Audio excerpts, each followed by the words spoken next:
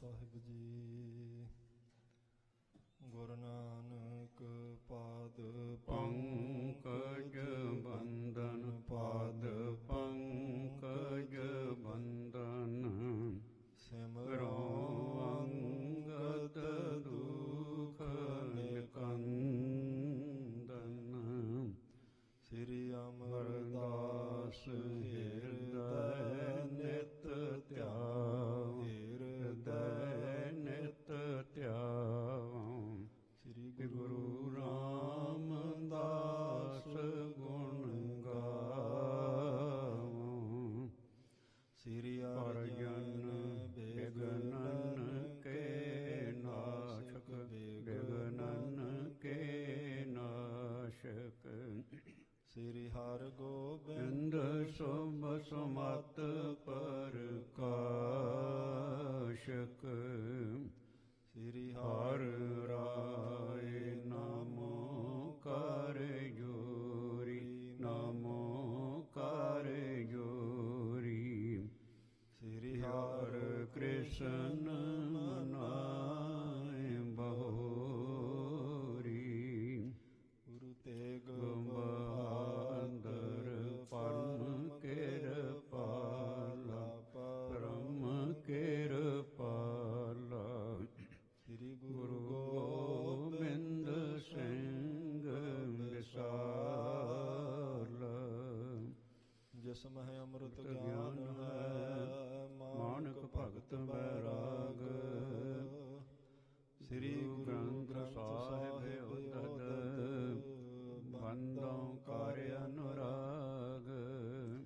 ਸ੍ਰੀ ਗੁਰ ਸ਼ਬਦ ਕਮਾਏ ਜਿਨ, ਜੀਤੇ ਪੰਚ ਵਿਕਾਰ। ਤਿਨ ਸੰਤਨ ਕਉ ਬੰਦਨਾ, ਸਿਰ ਚਰਨਨ ਪਰਤਾਰ। ਏਕ ਓੰਕਾਰ ਸਤਿਗੁਰੂ ਤਿਹ ਪ੍ਰਸਾਦ ਸਚ ਹੋਏ। ਵਾਹਿਗੁਰੂ ਜੀ ਕੀ ਫਤਿਹ। ਵਿਘਨ ਵਿਨਾਸ਼ਨ ਸੋਏ। ਵਾਹਿਗੁਰੂ ਜੀ ਕੀ ਫਤਿਹ। ਵਿਘਨ ਵਿਨਾਸ਼ਨ ਸੋਏ। ਸਤਿਨਾਮ ਸ੍ਰੀ ਵਾਹਿਗੁਰੂ ਸਾਹਿਬ ਜੀ। ਹੋਏ ਪ੍ਰਸੰਨ ਵਰ ਦਇਓ ਸੁਜਾਨਾ, ਸੰਤਤ ਤੇਰੀ ਵਧੈ ਮਹਾਨ। ਸਗਲ ਜਗਤ ਕੀ ਹੋਮਹਿ ਪੂਜ, ਜੈਸੋ ਚੜ੍ਹੈ ਚੰਦਰਮਾ ਦੂਜ। ਹੋਏ ਪ੍ਰਸੰਨ ਵਰ ਦਇਓ ਸੁਜਾਨਾ। ਵਾਹਿਗੁਰੂ ਜੀ ਕਾ ਖਾਲਸਾ, ਵਾਹਿਗੁਰੂ ਜੀ ਕੀ ਫਤਿਹ। ਪਤਿਤ ਪਾਵਨ ਭਗਤ ਵਸ਼ਲ ਕਿਰਪਾ ਨਿਧਾਨ, ਮਿਹਰਾਂ ਦੇ ਖਜ਼ਾਨੇ ਜੋਤੀ ਸਰੂਪ ਗਰੀਬ ਨਵਾਜ ਪਾਤਸ਼ਾਹ ਧੰਨ ਧੰਨ ਸਤਿਗੁਰੂ ਸ੍ਰੀ ਗੁਰੂ ਗ੍ਰੰਥ ਸਾਹਿਬ ਮਹਾਰਾਜ ਸੱਚੇ ਪਾਤਸ਼ਾਹ ਜੀ ਦੀ ਕਲਿਆਣਕਾਰੀ ਗੋਦ ਅੰਦਰ ਜੁੜ ਬੈਠੀ ਗੁਰੂ ਖਾਲਸਾ ਸਾਧ ਸੰਗਤ ਜੀ। ਮਹਾਰਾਜ ਸਾਹਿਬ ਜੀ ਨੇ ਅਪਾਰ ਕਿਰਪਾਲਤਾ ਕੀਤੀ। ਸ਼ਾਮ ਦੇ ਸੁੰਦਰ ਦੀਵਾਨਾਂ ਵਿੱਚ ਆਪ ਗੁਰਮੁਖ ਜਨਾਂ ਨੇ ਹਾਜ਼ਰੀ ਭਰੀ। ਗੁਰੂ ਸਵਾਰਿਆਂ ਤੋਂ ਗੁਰੂ ਕੀ ਬਾਣੀ ਦੇ ਕੀਰਤਨ ਸਰਵਣ ਕਰਕੇ ਆਪਣਾ ਸਮਾਂ ਸਫਲਾ ਕੀਤਾ ਹੈ ਜੀ। ਲੜੀਵਾਰ ਗੁਰੂ ਇਤਿਹਾਸ ਦੀ ਕਥਾ ਵਿੱਚੋਂ ਧੰਨ ਧੰਨ ਸਤਿਗੁਰੂ ਸ੍ਰੀ ਗੁਰੂ ਅਮਰਦਾਸ ਮਹਾਰਾਜ ਸੱਚੇ ਪਾਤਸ਼ਾਹ ਜੀ ਦੇ ਪਾਵਨ ਪਵਿੱਤਰ ਜੀਵਨ ਦੇ ਪਵਿੱਤਰ ਕੌਤਕ ਆਪ ਜੀ ਰੋਜ਼ ਸਰਵਣ ਕਰਦੇ ਹੋ। ਜੋ ਪ੍ਰਸੰਗ ਆਪ ਜੀ ਨੇ ਪਹਿਲਾਂ ਸਰਵਣ ਕੀਤਾ ਤੇ ਇਸ ਵਿੱਚ ਸਤਿਗੁਰੂ ਸ੍ਰੀ ਗੁਰੂ ਅਮਰਦਾਸ ਮਹਾਰਾਜ ਸੱਚੇ ਪਾਤਸ਼ਾਹ ਜੀ ਆਪਣੇ ਨਿਜ ਸਰੂਪ ਵਿੱਚ ਧਿਆਨ ਟਿਕਾ ਕੇ ਬੈਠੇ ਹਨ। ਜਿਸ ਪੀੜ੍ਹੀ ਤੇ ਬੈਠੇ ਨੇ ਉਹਦੇ ਪਾਵੇ ਸਮਤਲ ਨਹੀਂ ਹਨ। ਕੋਲ ਉਹਨਾਂ ਦੇ ਸਤਿਕਾਰਯੋਗ ਪੁੱਤਰੀ ਬੀਬੀ ਭਾਨੀ ਜੀ ਬੈਠੇ ਨੇ। ਉਹਨਾਂ ਨੇ ਦੇਖਿਆ ਕਿ ਸਤਿਗੁਰੂ ਸੱਚੇ ਪਾਤਸ਼ਾਹ ਜੀ ਤਾਂ ਆਪਣੇ ਨਿਜ ਸਰੂਪ 'ਤੇ ਧਿਆਨ ਟਿਕਾਈ ਬੈਠੇ ਨੇ, ਪਰ ਜੇ ਪਾਵਾ ਬਰਾਬਰ ਨਾ ਹੋਣ ਕਰਕੇ ਹਿੱਲਿਆ ਤੇ ਸਮਾਧੀ ਉਥਾਨ ਹੋਵੇਗੀ। ਇਹ ਜਾਣ ਕੇ ਬੀਬੀ ਭਾਨੀ ਜੀ ਨੇ ਆਪਣਾ ਜਿਹੜਾ ਕਰ ਸੀ, ਪਵਿੱਤਰ ਹੱਥ ਸੀ, ਉਸ ਪਾਵੇ ਦੇ ਥੱਲੇ ਦੇ ਦਿੱਤਾ। ਜਿੰਨੀ ਦੇਰ ਤੱਕ ਧੰਨ ਗੁਰੂ ਅਮਰਦਾਸ ਮਹਾਰਾਜ ਸੱਚੇ ਪਾਤਸ਼ਾਹ ਧਿਆਨ ਟਿਕਾ ਕੇ ਬੈਠੇ ਰਹੇ, ਓਨੀ ਦੇਰ ਤੱਕ ਹੀ ਬੀਬੀ ਭਾਨੀ ਜੀ ਨੇ ਆਪਣਾ ਹੱਥ ਉੱਥੇ ਦੇ ਹੀ ਰੱਖਿਆ। ਜਦੋਂ ਸਤਿਗੁਰੂ ਜੀ ਨੇ ਆਪਣੇ ਨੇਤਰ ਖੋਲ੍ਹੇ ਨੇ, ਦੇਖਿਆ ਤੇ ਪੁੱਛਿਆ, ਪੁੱਤਰੀ ਇੰਨੀ ਪੀੜ ਕਿਉਂ ਝੱਲੀ ਆ? ਕਿਉਂਕਿ ਸਾਰੀ ਬਾਂਹ ਨੂੰ ਸੋਜ ਪੈ ਗਈ ਸੀ, ਨਾੜਾਂ ਦਾ ਖੂਨ ਰੁਕ ਗਿਆ ਸੀ, ਮੋਢੇ ਤੱਕ ਸਾਰੀ ਬਾਂਹ ਸੁੰਨ ਹੋ ਚੁੱਕੀ ਸੀ। ਦੱਸਿਆ, ਪਿਤਾ ਸਤਿਗੁਰੂ ਜੀ ਇਹ ਪਾਵਾ ਠੀਕ ਨਹੀਂ ਸੀ, ਇਸ ਕਰਕੇ ਹੋਰ ਕੋਈ ਵਸਤੂ ਮੈਨੂੰ ਕੋਲੋਂ ਮਿਲੀ ਨਹੀਂ ਹੈ, ਇਸ ਕਰਕੇ ਮੈਂ ਆਪਣਾ ਹੱਥ ਇਹ ਥੱਲੇ ਦਿੱਤਾ ਸੀ ਕਿ ਆਪ ਜੀ ਦੇ ਧਿਆਨ ਵਿੱਚ ਫਰਕ ਨਾ ਪਵੇ। ਏਡੀ ਵੱਡੀ ਸੇਵਾ ਦੇਖ ਕੇ ਧੰਨ ਗੁਰੂ ਅਮਰਦਾਸ ਮਹਾਰਾਜ ਸੱਚੇ ਪਾਤਸ਼ਾਹ ਜੀ ਨੇ ਪਵਿੱਤਰ ਮੁਖ ਤੋਂ ਕੁਝ ਬਚਨ ਕੀਤੇ ਸਨ ਆਪਣੀ ਸੁਪੁੱਤਰੀ ਜੀ ਵਾਸਤੇ ਕਿ ਬੇਟਾ ਜੀ ਤੇਰੀ ਅੰਸ ਬੰਸ ਬਹੁਤ ਵਧੇਗੀ, ਤੇਰੀ ਸੇਵਾ ਤੋਂ ਅਸੀਂ ਬਹੁਤ ਖੁਸ਼ ਤੇ ਪ੍ਰਸੰਨ ਹੋਏ ਹਾਂ। ਤੇਰੇ ਤੇ ਇੰਨੇ ਪ੍ਰਸੰਨ ਹੈ ਵੀ ਤੇਰੀ ਆਉਣ ਵਾਲੇ ਸਮੇਂ ਵਿੱਚ ਤੇਰੀ ਪੀੜ੍ਹੀ ਵਿੱਚ ਉਹ ਪੂਜਨੀਕ ਹਸਤੀਆਂ ਜਿਹੜੀਆਂ ਉਹ ਉਪਜਣਗੀਆਂ, ਅਵਤਾਰ ਲੈਣਗੀਆਂ, ਜਿਨ੍ਹਾਂ ਨੂੰ ਸਾਰਾ ਸੰਸਾਰ ਨਤਮਸਤਕ ਹੋਇਆ ਕਰੇਗਾ। ਇਉਂ ਬਹੁਤ ਸਾਰੇ ਬਖਸ਼ਾਂ ਦੇ ਬਚਨ ਧੰਨ ਗੁਰੂ ਅਮਰਦਾਸ ਸੱਚੇ ਪਾਤਸ਼ਾਹ ਜੀ ਕਰਦੇ ਪਏ ਨੇ। ਇੱਥੋਂ ਤੱਕ ਖਾਲਸਾ ਜੀ ਆਪ ਜੀ ਨੇ ਪਹਿਲਾਂ ਪ੍ਰਸੰਗ ਸਰਵਣ ਕੀਤਾ ਹੈ। ਆਓ ਅੱਗੇ ਜਿਵੇਂ ਤੀਸਰੇ ਪਾਤਸ਼ਾਹ ਜੀ ਕਿਰਪਾ ਕਰਦੇ ਹਨ, ਸ਼ਰਧਾ ਭਾਵਨਾ ਨਾਲ ਗੁਰੂ ਸਾਹਿਬ ਜੀ ਦਾ ਪਾਵਨ ਪਵਿੱਤਰ ਇਤਿਹਾਸ ਸਰਵਣ ਕਰੀਏ, ਲਾਹਾ ਪ੍ਰਾਪਤ ਕਰੀਏ ਜੀ। ਸਤਨਾਮ ਸ੍ਰੀ ਵਾਹਿਗੁਰੂ ਸਾਹਿਬ ਜੀ। ਹੋਏ ਪ੍ਰਸੰਨ ਵਰਦਿਓ ਸੁਜਨ। ਬਹੁਤ ਪ੍ਰਸੰਨ ਹੋ ਕੇ ਸ੍ਰੇਸ਼ਟ ਸਤਿਗੁਰੂ ਸ੍ਰੀ ਗੁਰੂ ਅਮਰਦਾਸ ਮਹਾਰਾਜ ਸੱਚੇ ਪਾਤਸ਼ਾਹ ਜੀ ਨੇ ਵਰ ਦਿੱਤਾ ਆਪਣੇ ਪਵਿੱਤਰ ਮੁਖ ਤੋਂ ਆਪਣੀ ਸੁਪੁੱਤਰੀ ਜੀ ਨੂੰ। ਵਰ ਦਾ ਮਤਲਬ ਹੁੰਦਾ ਸਾਧ ਸੰਗਤ ਜੀ, ਜਿਹੜਾ ਬਚਨ ਗੁਰੂ ਸਾਹਿਬ ਜੀ ਦੇ ਪਵਿੱਤਰ ਮੁਖ ਤੋਂ ਨਿਕਲਿਆ ਉਹ ਸਫਲਾ ਹੈ।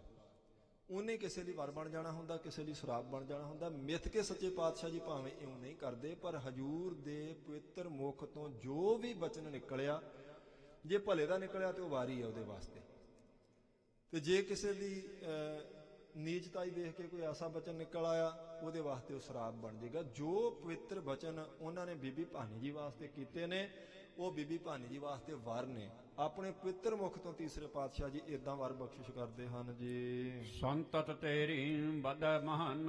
ਆਖਿਆ ਹੈ ਪੁੱਤਰੀ ਤੇਰੀ ਸੰਤਾਨ ਬਹੁਤ ਵਧੇਗੀ, ਤੇਰੀ ਸੰਤਾਨ ਵਿੱਚ ਬਹੁਤ ਜ਼ਿਆਦਾ ਸੁਖ ਤੇ ਸਤਿਕਾਰ ਹੋਵੇਗਾ। ਸਗਲ ਜਗਤ ਕੀ ਹੋ ਮਹਿ ਪੂਜ। ਸਾਰੇ ਜਗਤ ਦੀ ਪੂਜਨੀਕ ਹੋ ਜਾਵੇਂਗੀ ਤੂੰ ਪੁੱਤਰੀ। ਜੈਸੋ ਚੜ੍ਹੈ ਚੰਦਰਮਾ ਦੂਜ। ਜਿਵੇਂ ਦੂਜ ਦਾ ਚੰਦਰਮਾ ਹੁੰਦਾ ਤੇ ਦਿਨੋਂ ਦਿਨ ਉਹ ਵੱਧਦਾ, ਇਵੇਂ ਤੇਰੀ ਸੰਤਾਨ ਵਿੱਚ ਦਿਨੋਂ ਦਿਨ ਸਤਿਕਾਰ ਵਿੱਚ, ਸੁਖ ਵਿੱਚ, ਧਨ ਸੰਪਦਾ ਵਿੱਚ ਵਾਧਾ ਹੋਵੇਗਾ। ਬੜ ਐਸ਼ਵਰਜ ਵਧਹਿਤ ਮਿਆਗੇ। ਹਰ ਇੱਕ ਸੁਖ ਦਾ ਸਾਧਨ ਤੇਰੀ ਸੰਤਾਨ ਕੋਲ ਵਧੇਗਾ। ਇਹ ਸੱਚੇ ਪਾਤਸ਼ਾਹ ਜੀ ਨੇ ਬਚਨ ਕਰ ਦਿੱਤਾ ਜੀ। ਜੋ ਤਿਨ ਸੇਵ ਹੈ ਸੋ ਵਡ ਭਾਗੇ। ਜਿਹੜੇ ਤੈਨੂੰ ਸੇਵਣਗੇ, ਤੈਨੂੰ ਯਾਦ ਕਰਨਗੇ, ਔਰ ਤੇਰੀ ਸੰਤਾਨ ਨੂੰ ਜਿਹੜੇ ਯਾਦ ਕਰਨਗੇ ਉਹ ਵੱਡੇ ਭਾਗਾਂ ਵਾਲੇ ਹੋ ਨਿਬੜਨਗੇ। ਆਗੇ ਬੰਸ ਵਿਖੈ ਨਿਪਜੈ ਹੈ। ਤੇਰੀ ਬੰਸ ਵਿੱਚ ਅੱਗੇ ਚੱਲ ਕੇ ਐਸੀਆਂ ਪਵਿੱਤਰ ਰੂਹਾਂ ਜਨਮ ਲੈਣਗੀਆਂ। ਮਹਾਬਲੀ ਸੇ ਜਗ ਮੈਂ ਹੋਏ ਹੈ। ਬਹੁਤ ਵੱਡੇ ਬਲੀ ਯੋਧੇ ਤੇ ਸੂਰਮੇ ਜਗਤ ਵਿੱਚ ਪ੍ਰਗਟ ਹੋਣਗੇ ਤੇਰੀ ਅੰਸ ਬੰਸ ਵਿੱਚ, ਜਿਹੜੇ ਹੁਣ ਪੈਦਾ ਹੋਣਗੇ ਅੱਗੇ ਸਮੇਂ ਤੇ। ਸ਼ਸਤਰਗ ਹੈ ਦੁਸ਼ਟਨ ਕੋ ਕਾਮ ਹੈ। ਐਸੇ ਸੂਰਮੇ ਪੈਦਾ ਹੋਣਗੇ ਤੇਰੀ ਕੁਲ ਵਿੱਚ ਵੀ ਜਿਹੜੇ ਸ਼ਸਤਰ ਫੜ ਕੇ ਦੁਸ਼ਟਾਂ ਦਾ ਨਾਸ਼ ਕਰਨਗੇ। ਆਪਣੋ ਅਦਕ ਪ੍ਰਤਾਪ ਬਦਾਮ ਹੈ। ਬਹੁਤ ਜ਼ਿਆਦਾ ਆਪਣਾ ਪ੍ਰਤਾਪ ਉੱਚਾ ਲੈ ਜਾਣਗੇ ਉਹ ਜਿਹੜੇ ਤੇਰੀ ਸੰਤਾਨ ਹੋਵੇਗੀ ਤੇਰੀ ਅੰਸ਼ ਵਿੱਚ, ਜਿਨ੍ਹਾਂ ਦਾ ਨਿਪਜਣਾ ਹੋਵੇਗਾ। ਇੱਥੋਂ ਤੱਕ ਸਾਧ ਸੰਗਤ ਜੀ ਅਜੇ ਗੁਰੂ ਘਰ ਵਿੱਚ ਕਿਸੇ ਨੂੰ ਜੰਗ ਨਹੀਂ ਕਰਨਾ ਪਿਆ ਸੀ। ਇੱਥੇ ਆਣ ਕੇ ਮਹਾਰਾਜ ਨੇ ਬਚਨ ਕੀਤਾ ਆਪਣੀ ਪੁੱਤਰੀ ਦੇ ਤਾਈਂ ਵੀ ਤੇਰੀ ਆਉਣ ਵਾਲੇ ਸਮੇਂ 'ਚ ਜਿਹੜੀ ਸੰਤਾਨ ਹੈ ਏਡੀ ਬਲੀ, ਏਡੇ ਸੂਰਮੇ ਹੋਣਗੇ, ਹੱਥ ਵਿੱਚ ਸ਼ਸਤਰ ਫੜ ਕੇ ਪਾਪਾਂ ਦਾ ਪਾਪ ਕਰਨ ਵਾਲੇ ਦੁਸ਼ਟਾਂ ਦਾ ਨਾਸ਼ ਕਰਨਗੇ ਉਹ। ਪਰਮ ਧਰਮ ਪੀਰੀ ਅਰ ਮੇਰੀ। ਇਹ ਸਮਝ ਲਓ ਛੇਵੇਂ ਪਾਤਸ਼ਾਹ ਜੀ ਵੱਲੇ ਇਸ਼ਾਰਾ ਹੈ। ਅਜੇ ਸਮਾਂ ਆਉਣਾ ਪਰ ਸਤਿਗੁਰੂ ਸੱਚੇ ਪਾਤਸ਼ਾਹ ਜੀ ਜਾਣੀ ਜਾਣ ਨੇ ਆਖਿਆ ਸਭ ਤੋਂ ਵੱਡਾ ਪਰਮ ਧਰਮ ਉਹਨਾਂ ਦਾ ਪੀਰੀ ਤੇ ਮੇਰੀ ਨੂੰ ਧਾਰਨ ਕਰਨਾ ਹੋਵੇਗਾ। ਧਰਹਿ ਆਪ ਦੇ ਅਪਰ ਤਗੀਰੀ। ਆਪਣੇ ਸਰੀਰ ਕਰਕੇ ਉਹ ਮੀਰੀ ਪੀਰੀ ਧਾਰਨਗੇ ਤੇ ਉਸੇ ਮੀਰੀ ਪੀਰੀ ਦਾ ਸਿਧਾਂਤ ਪ੍ਰਗਟ ਕਰਨਗੇ। ਅਪਰਤਗੀਰੀ ਦਾ ਅਰਥ ਹੈ ਬਾਕੀ ਸਾਰਾ ਕੁਝ ਛੱਡ ਦੇਣਗੇ, ਅਥਵਾ ਉਹ ਪਹਿਲੀ ਚੱਲਦੀ ਮਰਿਆਦਾ ਨੂੰ ਬਦਲਣਗੇ। ਇੱਥੋਂ ਅੱਗੇ ਫਿਰ ਮੀਰੀ ਪੀਰੀ ਧਾਰਨ ਕਰਨਗੇ ਤੇ ਜਿਹੜੇ ਬਾਕੀ ਪੀਰ ਤੇ ਮੀਰ ਅੱਜ ਤੱਕ ਹੋਏ ਨੇ ਉਹਨਾਂ ਦੇ ਸਮੇਂ ਤੋਂ ਬਾਅਦ ਉਹ ਸਾਰੇ ਪਿੱਛੇ ਰਹਿ ਜਾਣਗੇ। ਕਾਲ ਯੁਗ ਮਹਿ ਜਹ ਕਹਿ ਜੈਕਾਰੋ। ਜਿੱਥੇ ਕਿਤੇ ਵੀ ਕਲਯੁਗ ਦੇ ਸਮੇਂ ਵਿੱਚ ਤੇਰੀ ਸੰਤਾਨ ਦੀ ਜਾਜਾਕਾਰ ਹੋਵੇਗੀ। ਕਰਹਿ ਉਦਾਹਰਨ ਨਰ ਨ ਹਜ਼ਾਰੋਂ। ਹਜ਼ਾਰਾਂ ਦੀ ਗਿਣਤੀ ਵਿੱਚ ਉਹ ਮਨੁੱਖਾਂ ਦਾ ਆਧਾਰ ਕਰਨਗੇ, ਕਲਿਆਣ ਕਰਨਗੇ, ਭਗਤੀ ਦੇ ਕੇ, ਸਿਮਰਨ ਦੇ ਕੇ, ਸਤ ਸੰਗਤ ਦੇ ਕੇ, ਆਪਣੇ ਚਰਨਾਂ ਦੀ ਸ਼ੋਅ ਦੇ ਕਰਕੇ। ਸੋਢ ਬੰਸ ਕਹੋ ਬੜ ਬੜਿਆਈ। ਇਹ ਸਾਰੀ ਵੱਡੀ ਵਡਿਆਈ ਸੋਢ ਬੰਸ ਵਿੱਚ ਰਵੇਗੀ, ਸੋਢੀਆਂ ਦੀ ਕੁਲ ਵਿੱਚ। ਤੈਂ ਕਰ ਭਗਤ ਭਲੇ ਅਬ ਪਾਈ। ਤੇ ਇਹ ਤੇਰੀ ਭਗਤੀ ਸੀ ਜਿਸ ਕਰਕੇ ਇਹ ਤੈਨੂੰ ਪ੍ਰਾਪਤ ਹੋਇਆ ਸਾਰਾ ਕੁਝ, ਕਿ ਤੇਰੀ ਕੁਲ ਵਿੱਚ ਐਸੇ ਸੂਰਮੇ ਯੋਧੇ ਭਜਨੀਕ ਭਗਤੀ ਦਾ ਪ੍ਰਸਾਰ ਕਰਨ ਵਾਲੇ ਪੈਦਾ ਹੋਣਗੇ ਜਿਹੜੇ ਪਾਪੀਆਂ ਦਾ, ਦੁਸ਼ਟਾਂ ਦਾ ਨਾਸ਼ ਕਰਨਗੇ। ਤੇ ਇਹ ਕੋਈ ਸੁਤੇ ਸਿੱਧ ਨਹੀਂ ਤੈਨੂੰ ਮਿਲ ਗਿਆ ਤੇਰੀ ਭਗਤੀ ਕਰਕੇ। ਕਿਉਂਕਿ 9 ਪ੍ਰਕਾਰ ਦੀ ਭਗਤੀ ਸਾਧ ਸੰਗਤ ਜੀ ਤੁਸੀਂ ਵਿਦਵਾਨਾਂ ਤੋਂ ਸੁਣੀ ਹੋਵੇਗੀ। ਸਰਵਣ ਸਿਮਰਨ ਕੀਰਤਨ ਪਾਂਤ ਸੇਵਰ ਚਾਨ ਦਾਸਾ ਸਾਖਪਨ ਬੰਦਨਾ ਸਰਬ ਨਿਵੇਦਨ ਜਾਣ। ਇਹਦੇ ਵਿੱਚ ਇਹ ਵੀ ਇੱਕ ਭਗਤੀ ਸੀ, ਭਗਤੀ ਦਾ ਇੱਕ ਅੰਗ ਸੀ ਸੇਵਾ ਦਾ, ਸੇਵਾ ਭਗਤੀ ਦਾ, ਜਿਹੜਾ ਉਹਨੇ ਮਹਾਰਾਜ ਸੱਚੇ ਪਾਤਸ਼ਾਹ ਜੀ ਦੀ ਉਸ ਪੀੜੇ ਦੇ ਪਾਵੇ ਥੱਲੇ ਆਪਣਾ ਹੱਥ ਦਿੱਤਾ ਬੀਬੀ ਭਾਨੀ ਜੀ ਨੇ। ਉਵੇਂ ਵੀ ਗੁਰੂ ਕੋਲ ਹੋਣ ਕਰਕੇ ਸਾਧ ਸੰਗਤ ਜੀ ਉਹਨਾਂ ਦਾ ਪਰਉਪਕਾਰੀ ਸੁਭਾਅ ਹੈ, ਉਹਨਾਂ ਦੀ ਭਗਤੀ ਆ। ਕਹਿੰਦੇ ਪੁੱਤਰ ਤੇਰੀ ਭਗਤੀ ਕਰਕੇ ਇਹ ਸਾਰੀ ਜਿਹੜੀ ਦਾਤ ਤੂੰ ਪ੍ਰਾਪਤ ਕੀਤੀ ਹੈ। ਤੀਨੋਂ ਕਾਲ ਵਿਖੇ ਤੁਝ ਜੈਸੀ, ਤਿੰਨਾਂ ਸਮਿਆਂ ਵਿੱਚ ਭਾਵ ਜਿਹੜਾ ਲੰਘ ਚੁੱਕਾ, ਜਿਹੜਾ ਵਰਤਮਾਨ ਹੈ ਤੇ ਜਿਹੜਾ ਭਵਿੱਖਤ ਕਾਲ ਆਉਣ ਵਾਲਾ, ਇਹਨਾਂ ਤਿੰਨਾਂ ਸਮਿਆਂ ਵਿੱਚ ਤੇਰੇ ਵਰਗੀ ਹੋਰ ਕੋਈ ਹੋਏ ਨਾ ਹੈ ਹੋਵਹਿਗੀ ਐਸੀ। ਨਾ ਪਿੱਛੇ ਹੋਈ ਹੈ ਕੋਈ ਤੇਰੇ ਵਰਗੀ, ਨਾ ਹੋਣਾ ਤੇ ਨਾ ਆਉਣ ਵਾਲੇ ਸਮੇਂ ਵਿੱਚ ਹੋਵੇਗੀ। ਕਿਉਂ? ਅੱਗੇ ਚੱਲ ਕੇ ਆਪਾਂ ਨੂੰ ਪਤਾ ਲੱਗ ਜਾਏਗਾ ਜੀ। ਪਿਤਾ ਗੁਰੂ ਜਗ ਗੁਰ ਹੋਏ ਕੰਤ। ਇਸ ਕਰਕੇ ਕਿ ਬੀਬੀ ਭਾਨੀ ਜੀ ਦੇ ਜਿਹੜੇ ਪਿਤਾ ਜੀ ਨੇ ਸਤਿਕਾਰਯੋਗ, ਉਹ ਵੀ ਗੁਰੂ। ਜਿਹੜੇ ਬੀਬੀ ਭਾਨੀ ਜੀ ਦੇ ਪਤੀ ਆਉਣ ਵਾਲਾ ਸਮਾਂ ਦੱਸੇਗਾ, ਉਹ ਵੀ ਗੁਰੂ। ਤਾਂ ਆਖਿਆ ਵੀ ਤੇਰੇ ਵਰਗੀ ਨਾ ਪਹਿਲਾਂ ਸੀ ਕੋਈ, ਨਾ ਹੋਣਾ, ਨਾ ਆਉਣ ਵਾਲੇ ਸਮੇਂ ਵਿੱਚ ਹੋਵੇਗੀ। ਪੁੱਤਰ ਗੁਰੂ ਹੋਏ ਪੌਤਰ ਮਹੰਤ। ਤੇਰਾ ਪੁੱਤਰ ਵੀ ਗੁਰੂ ਹੋਵੇਗਾ ਤੇ ਤੇਰਾ ਪੋਤਰਾ ਵੀ ਬਹੁਤ ਵੱਡਾ ਬਲੀ ਗੁਰੂ ਹੋਵੇਗਾ। ਇਸ ਕਰਕੇ ਤੇਰੇ ਵਰਗੀ ਨਾ ਕੋਈ ਪਹਿਲਾਂ ਸੀ, ਨਾ ਹੋਣਾ ਤੇ ਨਾ ਗਾਂ ਹੀ ਹੋਵੇਗੀ। ਕਿਆ ਅਬ ਕਹੈਂ ਤੋਰ ਵਡਿਆਈ। ਆਖਿਆ ਸਿਰਫ ਇਹ ਤੋਂ ਵੱਧ ਹੋਰ ਦੱਸ ਪੁੱਤਰ, ਅਸੀਂ ਕਿੰਨੀ ਕੁ ਵਡਿਆਈ ਆਖੀਏ। ਭਾਵ ਕਹਿਣ ਤੋਂ ਪਰੇ ਵਡਿਆਈ ਤੇਰੀ ਕੋਲ ਵਿੱਚ ਆ ਜਾਵੇਗੀ। ਜਿਸ ਕੀ ਸਮ ਕੋ ਹੋਏ ਨਾ ਸਕਾਈ। ਜਿਸ ਵਰਗੀ ਹੋਰ ਕਿਸੇ ਦੇ ਕੋਲ ਬਰਾਬਰਤਾ ਕਰਨ ਦੀ ਸਮਰੱਥਾ ਨਹੀਂ ਹੋਵੇਗੀ, ਜਿਹੜੀ ਤੇਰੀ ਕੋਲ ਵਿੱਚ, ਤੇਰੀ ਸੰਤਾਨ ਵਿੱਚ ਵਡਿਆਈ ਆਵੇਗੀ। ਅਤ ਪ੍ਰਸੰਨ ਸ਼੍ਰੀ ਅਮਰ ਕਿਰਪਾਲ। ਕਹਿੰਦੇ ਅਤ ਪ੍ਰਸੰਨ ਹੋ ਕੇ ਧੰਨ ਗੁਰੂ ਅਮਰਦਾਸ ਸੱਚੇ ਪਾਤਸ਼ਾਹ ਜੀ ਕਿਰਪਾ ਦੇ ਘਰ ਵਿੱਚ ਆ ਕੇ ਇਹ ਬੀਬੀ ਭਾਨੀ ਜੀ ਦੇ ਤਾਂ ਹੀ ਬਚਨ ਕਰਦੇ ਪਏ ਹਨ। ਇਤਿਆਦਿਕ ਵਰ ਦੀਏ ਵਿਸਾਲ। ਇਹ ਇਤਿਆਦਿਕ ਬਹੁਤ ਸਾਰੇ ਵਰ ਦਿੱਤੇ ਹਨ ਮਹਾਰਾਜ ਸੱਚੇ ਪਾਤਸ਼ਾਹ ਜੀ ਨੇ। ਸੁਨ ਕਰ ਜੋਰਤ ਔਰ ਸਨਮਾਨੀ। ਕਹਿੰਦੇ ਸੁਣ ਕੇ ਆਪਣੇ ਪਿਤਾ ਸਤਿਗੁਰੂ ਜੀ ਤੋਂ ਹੱਥ ਜੋੜ ਦਿੱਤੇ ਬੀਬੀ ਭਾਨੀ ਜੀ ਨੇ। ਕਿਉਂਕਿ ਸਿਰਫ ਪਿਤਾ ਜੀ ਕਰਕੇ ਨਹੀਂ ਸੀ ਸਾਧ ਸੰਗਤ ਜੀ ਉਹ ਦੇਖਦੇ, ਪਿਤਾ ਸਤਿਗੁਰੂ ਜੀ ਕਰਕੇ ਦੇਖਦੇ ਸਨ। ਅਕਾਲ ਪੁਰਖ ਵਾਹਿਗੁਰੂ ਦਾ ਰੂਪ ਤੱਕਦੇ ਸਨ ਉਹਨਾਂ ਵਿੱਚੋਂ। ਇਸ ਕਰਕੇ ਜਦੋਂ ਮਹਾਰਾਜ ਜੀ ਨੇ ਪ੍ਰਸੰਨ ਹੋ ਕੇ ਬਚਨ ਕੀਤੇ ਤੇ ਬਹੁਤ ਪ੍ਰਸੰਨਤਾ ਨਾਲ ਹੀ ਅੱਗੇ ਬੀਬੀ ਭਾਨੀ ਜੀ ਨੇ ਹੱਥ ਜੋੜ ਕੇ ਨਮਸਕਾਰ ਕਰ ਦਿੱਤੀ ਜੀ। ਬੜ ਭਾਗਨ ਨੇ ਬੰਧਨ ਠਾਨੀ। ਵੱਡੇ ਭਾਗਾਂ ਵਾਲੇ ਬੀਬੀ ਭਾਨੀ ਜੀ ਨੇ ਬੰਦਨਾ ਕੀਤੀ ਪਿਤਾ ਸਤਿਗੁਰੂ ਜੀ ਨੂੰ। ਪਿਤਾ ਬਾਣੀ ਸੱਚ ਨਿਤ ਜਾਣੀ। ਕਿਉਂਕਿ ਪਤਾ ਸੀ ਕਿ ਪਿਤਾ ਸਾਹਿਬ ਜੀ ਦੀ ਜਿਹੜੀ ਬਾਣੀ, ਜੋ ਬਚਨ ਉਹਨਾਂ ਦੇ ਪਵਿੱਤਰ ਮੁਖ ਤੋਂ ਨਿਕਲਦੇ ਪਏ ਨੇ, ਇਹ ਤਿੰਨਾਂ ਕਾਲਾਂ ਵਿੱਚ ਸੱਚ ਹਨ ਸਦਾ ਵਾਸਤੇ। ਵਰ ਦੇ ਮੰਤੇ ਬਹੁ ਹਰ ਖਾਨੀ। ਬਹੁਤ ਖੁਸ਼ ਹੋਏ ਬੀਬੀ ਭਾਨੀ ਜੀ ਜਦੋਂ ਸਤਿਗੁਰ ਸੱਚੇ ਪਾਤਸ਼ਾਹ ਜੀ ਨੇ, ਪਿਤਾ ਸਤਿਗੁਰੂ ਜੀ ਨੇ ਵਰ ਦਿੱਤੇ ਹਨ। ਤਾਂ ਆਏ ਸਲੇ ਗ੍ਰਹਿ ਵਿਖੇ ਸਦਾਈ। ਫਿਰ ਮਹਾਰਾਜ ਜੀ ਨੂੰ ਮੱਥਾ ਟੇਕ ਕੇ ਉਹਨਾਂ ਦੀ ਆਗਿਆ ਲੈ ਕੇ ਆਪਣੇ ਘਰ ਦੇ ਵਿਹੜੇ ਵੱਲ ਨੂੰ ਚਲੇ ਗਏ ਹਨ। ਸਰਬੋਤਮ ਪਦ ਕੋ ਨਿਜ ਪਾਈ। ਸਭ ਤੋਂ ਉੱਤਮ ਪਦਵੀ ਜਿਹੜੀ ਸੀ, ਜਿਹੜਾ ਸ੍ਰੇਸ਼ਟ ਪਦ ਸੀ, ਉਹ ਪ੍ਰਾਪਤ ਕੀਤਾ ਮਹਾਰਾਜ ਜੀ ਤੋਂ। ਸਦਾ ਭਗਤ ਕੇ ਬਸ ਗੁਰ ਸੁਆਮੀ। ਇਹ ਪਤਾ ਸੀ ਕਿ ਸਤਿਗੁਰ ਸੱਚੇ ਪਾਤਸ਼ਾਹ ਜੀ ਸਦਾ ਭਗਤੀ ਦੇ ਵਸ 'ਚ ਨੇ। ਜਿਹਨੇ ਵੀ ਭਗਤੀ ਕੀਤੀ ਸਾਧ ਸੰਗਤ ਜੀ, ਉਹਨੇ ਅਕਾਲ ਪੁਰਖ ਵਾਹਿਗੁਰੂ ਨੂੰ ਵਸ ਕਰ ਲਿਆ। ਭੱਟਾਂ ਦੇ ਸਵਈਆਂ ਵਿੱਚੋਂ ਇੱਕ ਆਪਾਂ ਪਵਿੱਤਰ ਬਾਣੀ ਦੀ ਪੰਕਤੀ ਪੜ੍ਹਦੇ ਹਾਂ, ਅਮਰਦਾਸ ਕਰਤਾਰ ਕੀਓ ਬਸ ਵਾਹ ਵਾਹ ਕਰਤੇ ਆਇਓ। ਗੁਰੂ ਅਮਰਦਾਸ ਸੱਚੇ ਪਾਤਸ਼ਾਹ ਜੀ ਨੇ ਵਾਹਿਗੁਰੂ ਵਾਹਿਗੁਰੂ ਕਹਿ ਕੇ ਅਕਾਲ ਪੁਰਖ ਵਾਹਿਗੁਰੂ ਨੂੰ ਵਸ ਕਰ ਲਿਆ। ਭਾਵੇਂ ਉਹਨਾਂ ਉੱਪਰ ਤਾਂ ਬਖਸ਼ਾਂ ਧੁਰੋਂ ਹੀ ਸਨ, ਪਰ ਇੱਕ ਪੂਰਨਾ ਉਹਨਾਂ ਨੇ ਆਉਣ ਵਾਲੀ ਸਾਧ ਸੰਗਤ ਜੀ ਆਪਣੀ ਉਮਤ ਵਾਸਤੇ ਪਾਉਣਾ ਹੁੰਦਾ। ਜਿਹਨੇ ਵੀ ਭਗਤੀ ਕੀਤੀ, ਜਿਹਨੇ ਪ੍ਰੇਮ ਨਾਲ ਅਕਾਲ ਪੁਰਖ ਵਾਹਿਗੁਰੂ ਦਾ ਨਾਮ ਜਪਿਆ, ਉਹਨੇ ਅਕਾਲ ਪੁਰਖ ਵਾਹਿਗੁਰੂ ਨੂੰ ਵਸ ਕਰ ਲਿਆ ਜੀ। ਦੇਤ ਅਦੇ ਜੋ ਅੰਤਰਜਾਮੀ। ਤੇ ਫਿਰ ਭਗਤੀ ਕਰਨ ਵਾਲਿਆਂ ਨੂੰ ਮਹਾਰਾਜ ਅੰਤਰਜਾਮੀ ਉਹ ਵੀ ਦਾਤ ਦੇ ਦਿੰਦੇ ਨੇ ਜਿਹੜੀ ਉਹਨਾਂ ਦੇ ਕਰਮਾਂ ਵਿੱਚ ਨਹੀਂ ਲਿਖੀ ਹੁੰਦੀ। ਅਦੇ ਪਦਾਰਥ ਮਤਲਬ ਜਿਹੜਾ ਹੋਰ ਕਿਤਿਓਂ ਨਹੀਂ ਮਿਲ ਸਕਦਾ। ਆਪਾਂ ਅਰਦਾਸ ਬੇਨਤੀ ਕਰਦੇ ਨਾ, ਬਹੁਤ ਵਾਰ ਕੁਝ ਗੁਰਮੁਖ ਵਿਚਾਰਾਂ ਵੀ ਕਰਦੇ ਜੀ, ਅਰਦਾਸ ਨਾਲ ਕੀ ਫਰਕ ਪੈ ਜਾਣਾ, ਜੋ ਮੱਥੇ ਦਾ ਲਿਖਿਆ ਉਹੀ ਆਪਾਂ ਨੂੰ ਮਿਲਣਾ। ਲੇਖ ਨਾ ਮਿਟੀ ਹੈ ਸਖੀ ਜੋ ਲਿਖਿਆ ਕਰਤਾਰ, ਉਹ ਪ੍ਰਮਾਣ ਵੀ ਦਿੰਦੇ ਨੇ। ਪਰ ਨਹੀਂ ਸਾਧ ਸੰਗਤ ਜੀ, ਅਰਦਾਸ ਵਿੱਚ ਬਹੁਤ ਬਲ ਹੁੰਦਾ। ਅਰਦਾਸ ਅਸਲ ਵਿੱਚ ਇਸ ਕਰਕੇ ਕਰੀ ਜੋ ਮੱਥੇ ਦਾ ਲਿਖਿਆ ਉਹ ਤਾਂ ਮਿਲ ਹੀ ਜਾਵੇਗਾ, ਕੋਈ ਸ਼ੰਕਾ ਨਹੀਂ ਇਹਦੇ ਵਿੱਚ। ਜੋ ਮਹਾਰਾਜ ਜੀ ਨੇ ਪ੍ਰਾਰਬਧ ਸਾਡੀ ਲਿਖੀ ਉਹ ਮਿਲ ਜਾਣੀ ਹੈ। ਪਰ ਅਰਦਾਸ ਕਰਨ ਕਰਕੇ ਉਹ ਵੀ ਮਿਲ ਜਾਣਾ ਜੋ ਸਾਡੇ ਮੱਥੇ ਤੇ ਨਹੀਂ ਲਿਖਿਆ ਔਰ ਸਾਨੂੰ ਚਾਹੀਦਾ। ਇਸ ਲਈ ਅਰਦਾਸ ਕਰੀਦੀ ਹੈ। ਉਹ ਚੱਬੇ ਵਾਲੀ ਬੀਬੀ ਨੇ ਛੇਵੇਂ ਪਾਤਸ਼ਾਹ ਜੀ ਦੇ ਅੱਗੇ ਅਰਦਾਸ ਕੀਤੀ। ਮਹਾਰਾਜ ਨੇ ਆਖਿਆ ਤੇਰੇ ਲਿਖਿਆ ਨਹੀਂ ਮਾਤਾ, ਭਾਗਾਂ 'ਚ ਪੁੱਤਰ ਨਹੀਂ ਲਿਖਿਆ। ਤੇ ਭਾਈ ਗੁਰਦਾਸ ਜੀ ਕੋਲੋਂ ਜੁਗਤੀ ਸੁਣ ਕੇ ਫਿਰ ਅਗਲੇ ਦਿਨ ਉਹਨੇ ਆਖਿਆ ਸੀ ਨਹੀਂ ਲਿਖਿਆ ਤਾਂ ਮਹਾਰਾਜ ਜੀ ਆ ਕਿਰਪਾ ਕਰੋ ਫਿਰ ਲਿਖੋ। ਤੇ ਸਤਿਗੁਰ ਸੱਚੇ ਪਾਤਸ਼ਾਹ ਜੀ ਨੇ ਕਿਰਪਾ ਕੀਤੀ, 7 ਪੁੱਤਰ ਉਹਦੇ ਹੋਏ। ਵਿਦਵਾਨ ਪੁਰਸ਼ਾਂ ਨੇ ਲਿਖਿਆ, ਉਹ ਕਹਿੰਦੇ ਬੀਬੀਏ ਦਾੜੀਏ ਚਿੱਟੀਏ ਪੱਗੇ, ਨਾਮ ਸੁਲੱਖਣੀ ਪਿੰਡ ਹੈ ਚੱਬੇ, ਆ ਫਲ ਜਾਂਦੀ ਨੂੰ ਕੋਈ ਫਲ ਲੱਗੇ। ਆਖਿਆ ਮਹਾਰਾਜ ਸੱਚੇ ਪਾਤਸ਼ਾਹ ਕਰੋ ਮੇਰੇ ਤੇ ਕਿਰਪਾ ਤੁਸੀਂ, ਜੇ ਨਹੀਂ ਲਿਖਿਆ ਮੇਰੇ ਭਾਗਾਂ ਵਿੱਚ ਤੇ ਲਿਖ ਦਿਓ ਤੁਸੀਂ, ਲਿਖਣਹਾਰ ਤੇ ਤੁਸੀਂ ਜੇ ਨਾ। ਇਹਦਾ ਅਰਥ ਹੈ ਜੇ ਉਹ ਮਾਤਾ ਛੇਵੇਂ ਪਾਤਸ਼ਾਹ ਜੀ ਕੋਲ ਨਹੀਂ ਆਉਂਦੀ ਤੇ ਸੱਚੀ ਗੱਲ ਹੈ ਪੁੱਤਰ ਉਹਦੇ ਭਾਗਾਂ 'ਚ ਨਹੀਂ ਸੀ ਲਿਖਿਆ। ਮਹਾਰਾਜ ਜੀ ਨੇ ਆਖਿਆ ਨਹੀਂ ਲਿਖਿਆ ਤੇਰੇ ਮੱਥੇ ਤੇ, ਪਰ ਗੁਰੂ ਸਾਹਿਬ ਕੋਲ ਆਉਣ ਕਰਕੇ ਮਹਾਰਾਜ ਜੀ ਨੇ ਲਿਖ ਦਿੱਤਾ। ਔਰ ਇੱਕ ਨਹੀਂ 7 ਦਿੱਤੇ। ਫਿਰ ਅਰਦਾਸ ਦਾ ਮਤਲਬ ਇਹ ਹੁੰਦਾ ਜੋ ਸਾਡੇ ਭਾਗਾਂ 'ਚ ਨਹੀਂ ਲਿਖਿਆ ਸੱਚੇ ਪਾਤਸ਼ਾਹ, ਸਾਨੂੰ ਚਾਹੀਦਾ ਅਸੀਂ ਸਮਾਜਿਕ ਜੀਵ ਹਾਂ, ਆਪ ਜੀ ਕਿਰਪਾ ਕਰਕੇ ਸਾਨੂੰ ਬਖਸ਼ੋ ਜੀ। ਨਹੀਂ ਜੋ ਭਾਗਾਂ 'ਚ ਲਿਖਿਆ ਉਹ ਤਾਂ ਸੁੱਤੇ ਸਿੱਧ ਵੀ ਮਿਲ ਹੀ ਜਾਣਾ।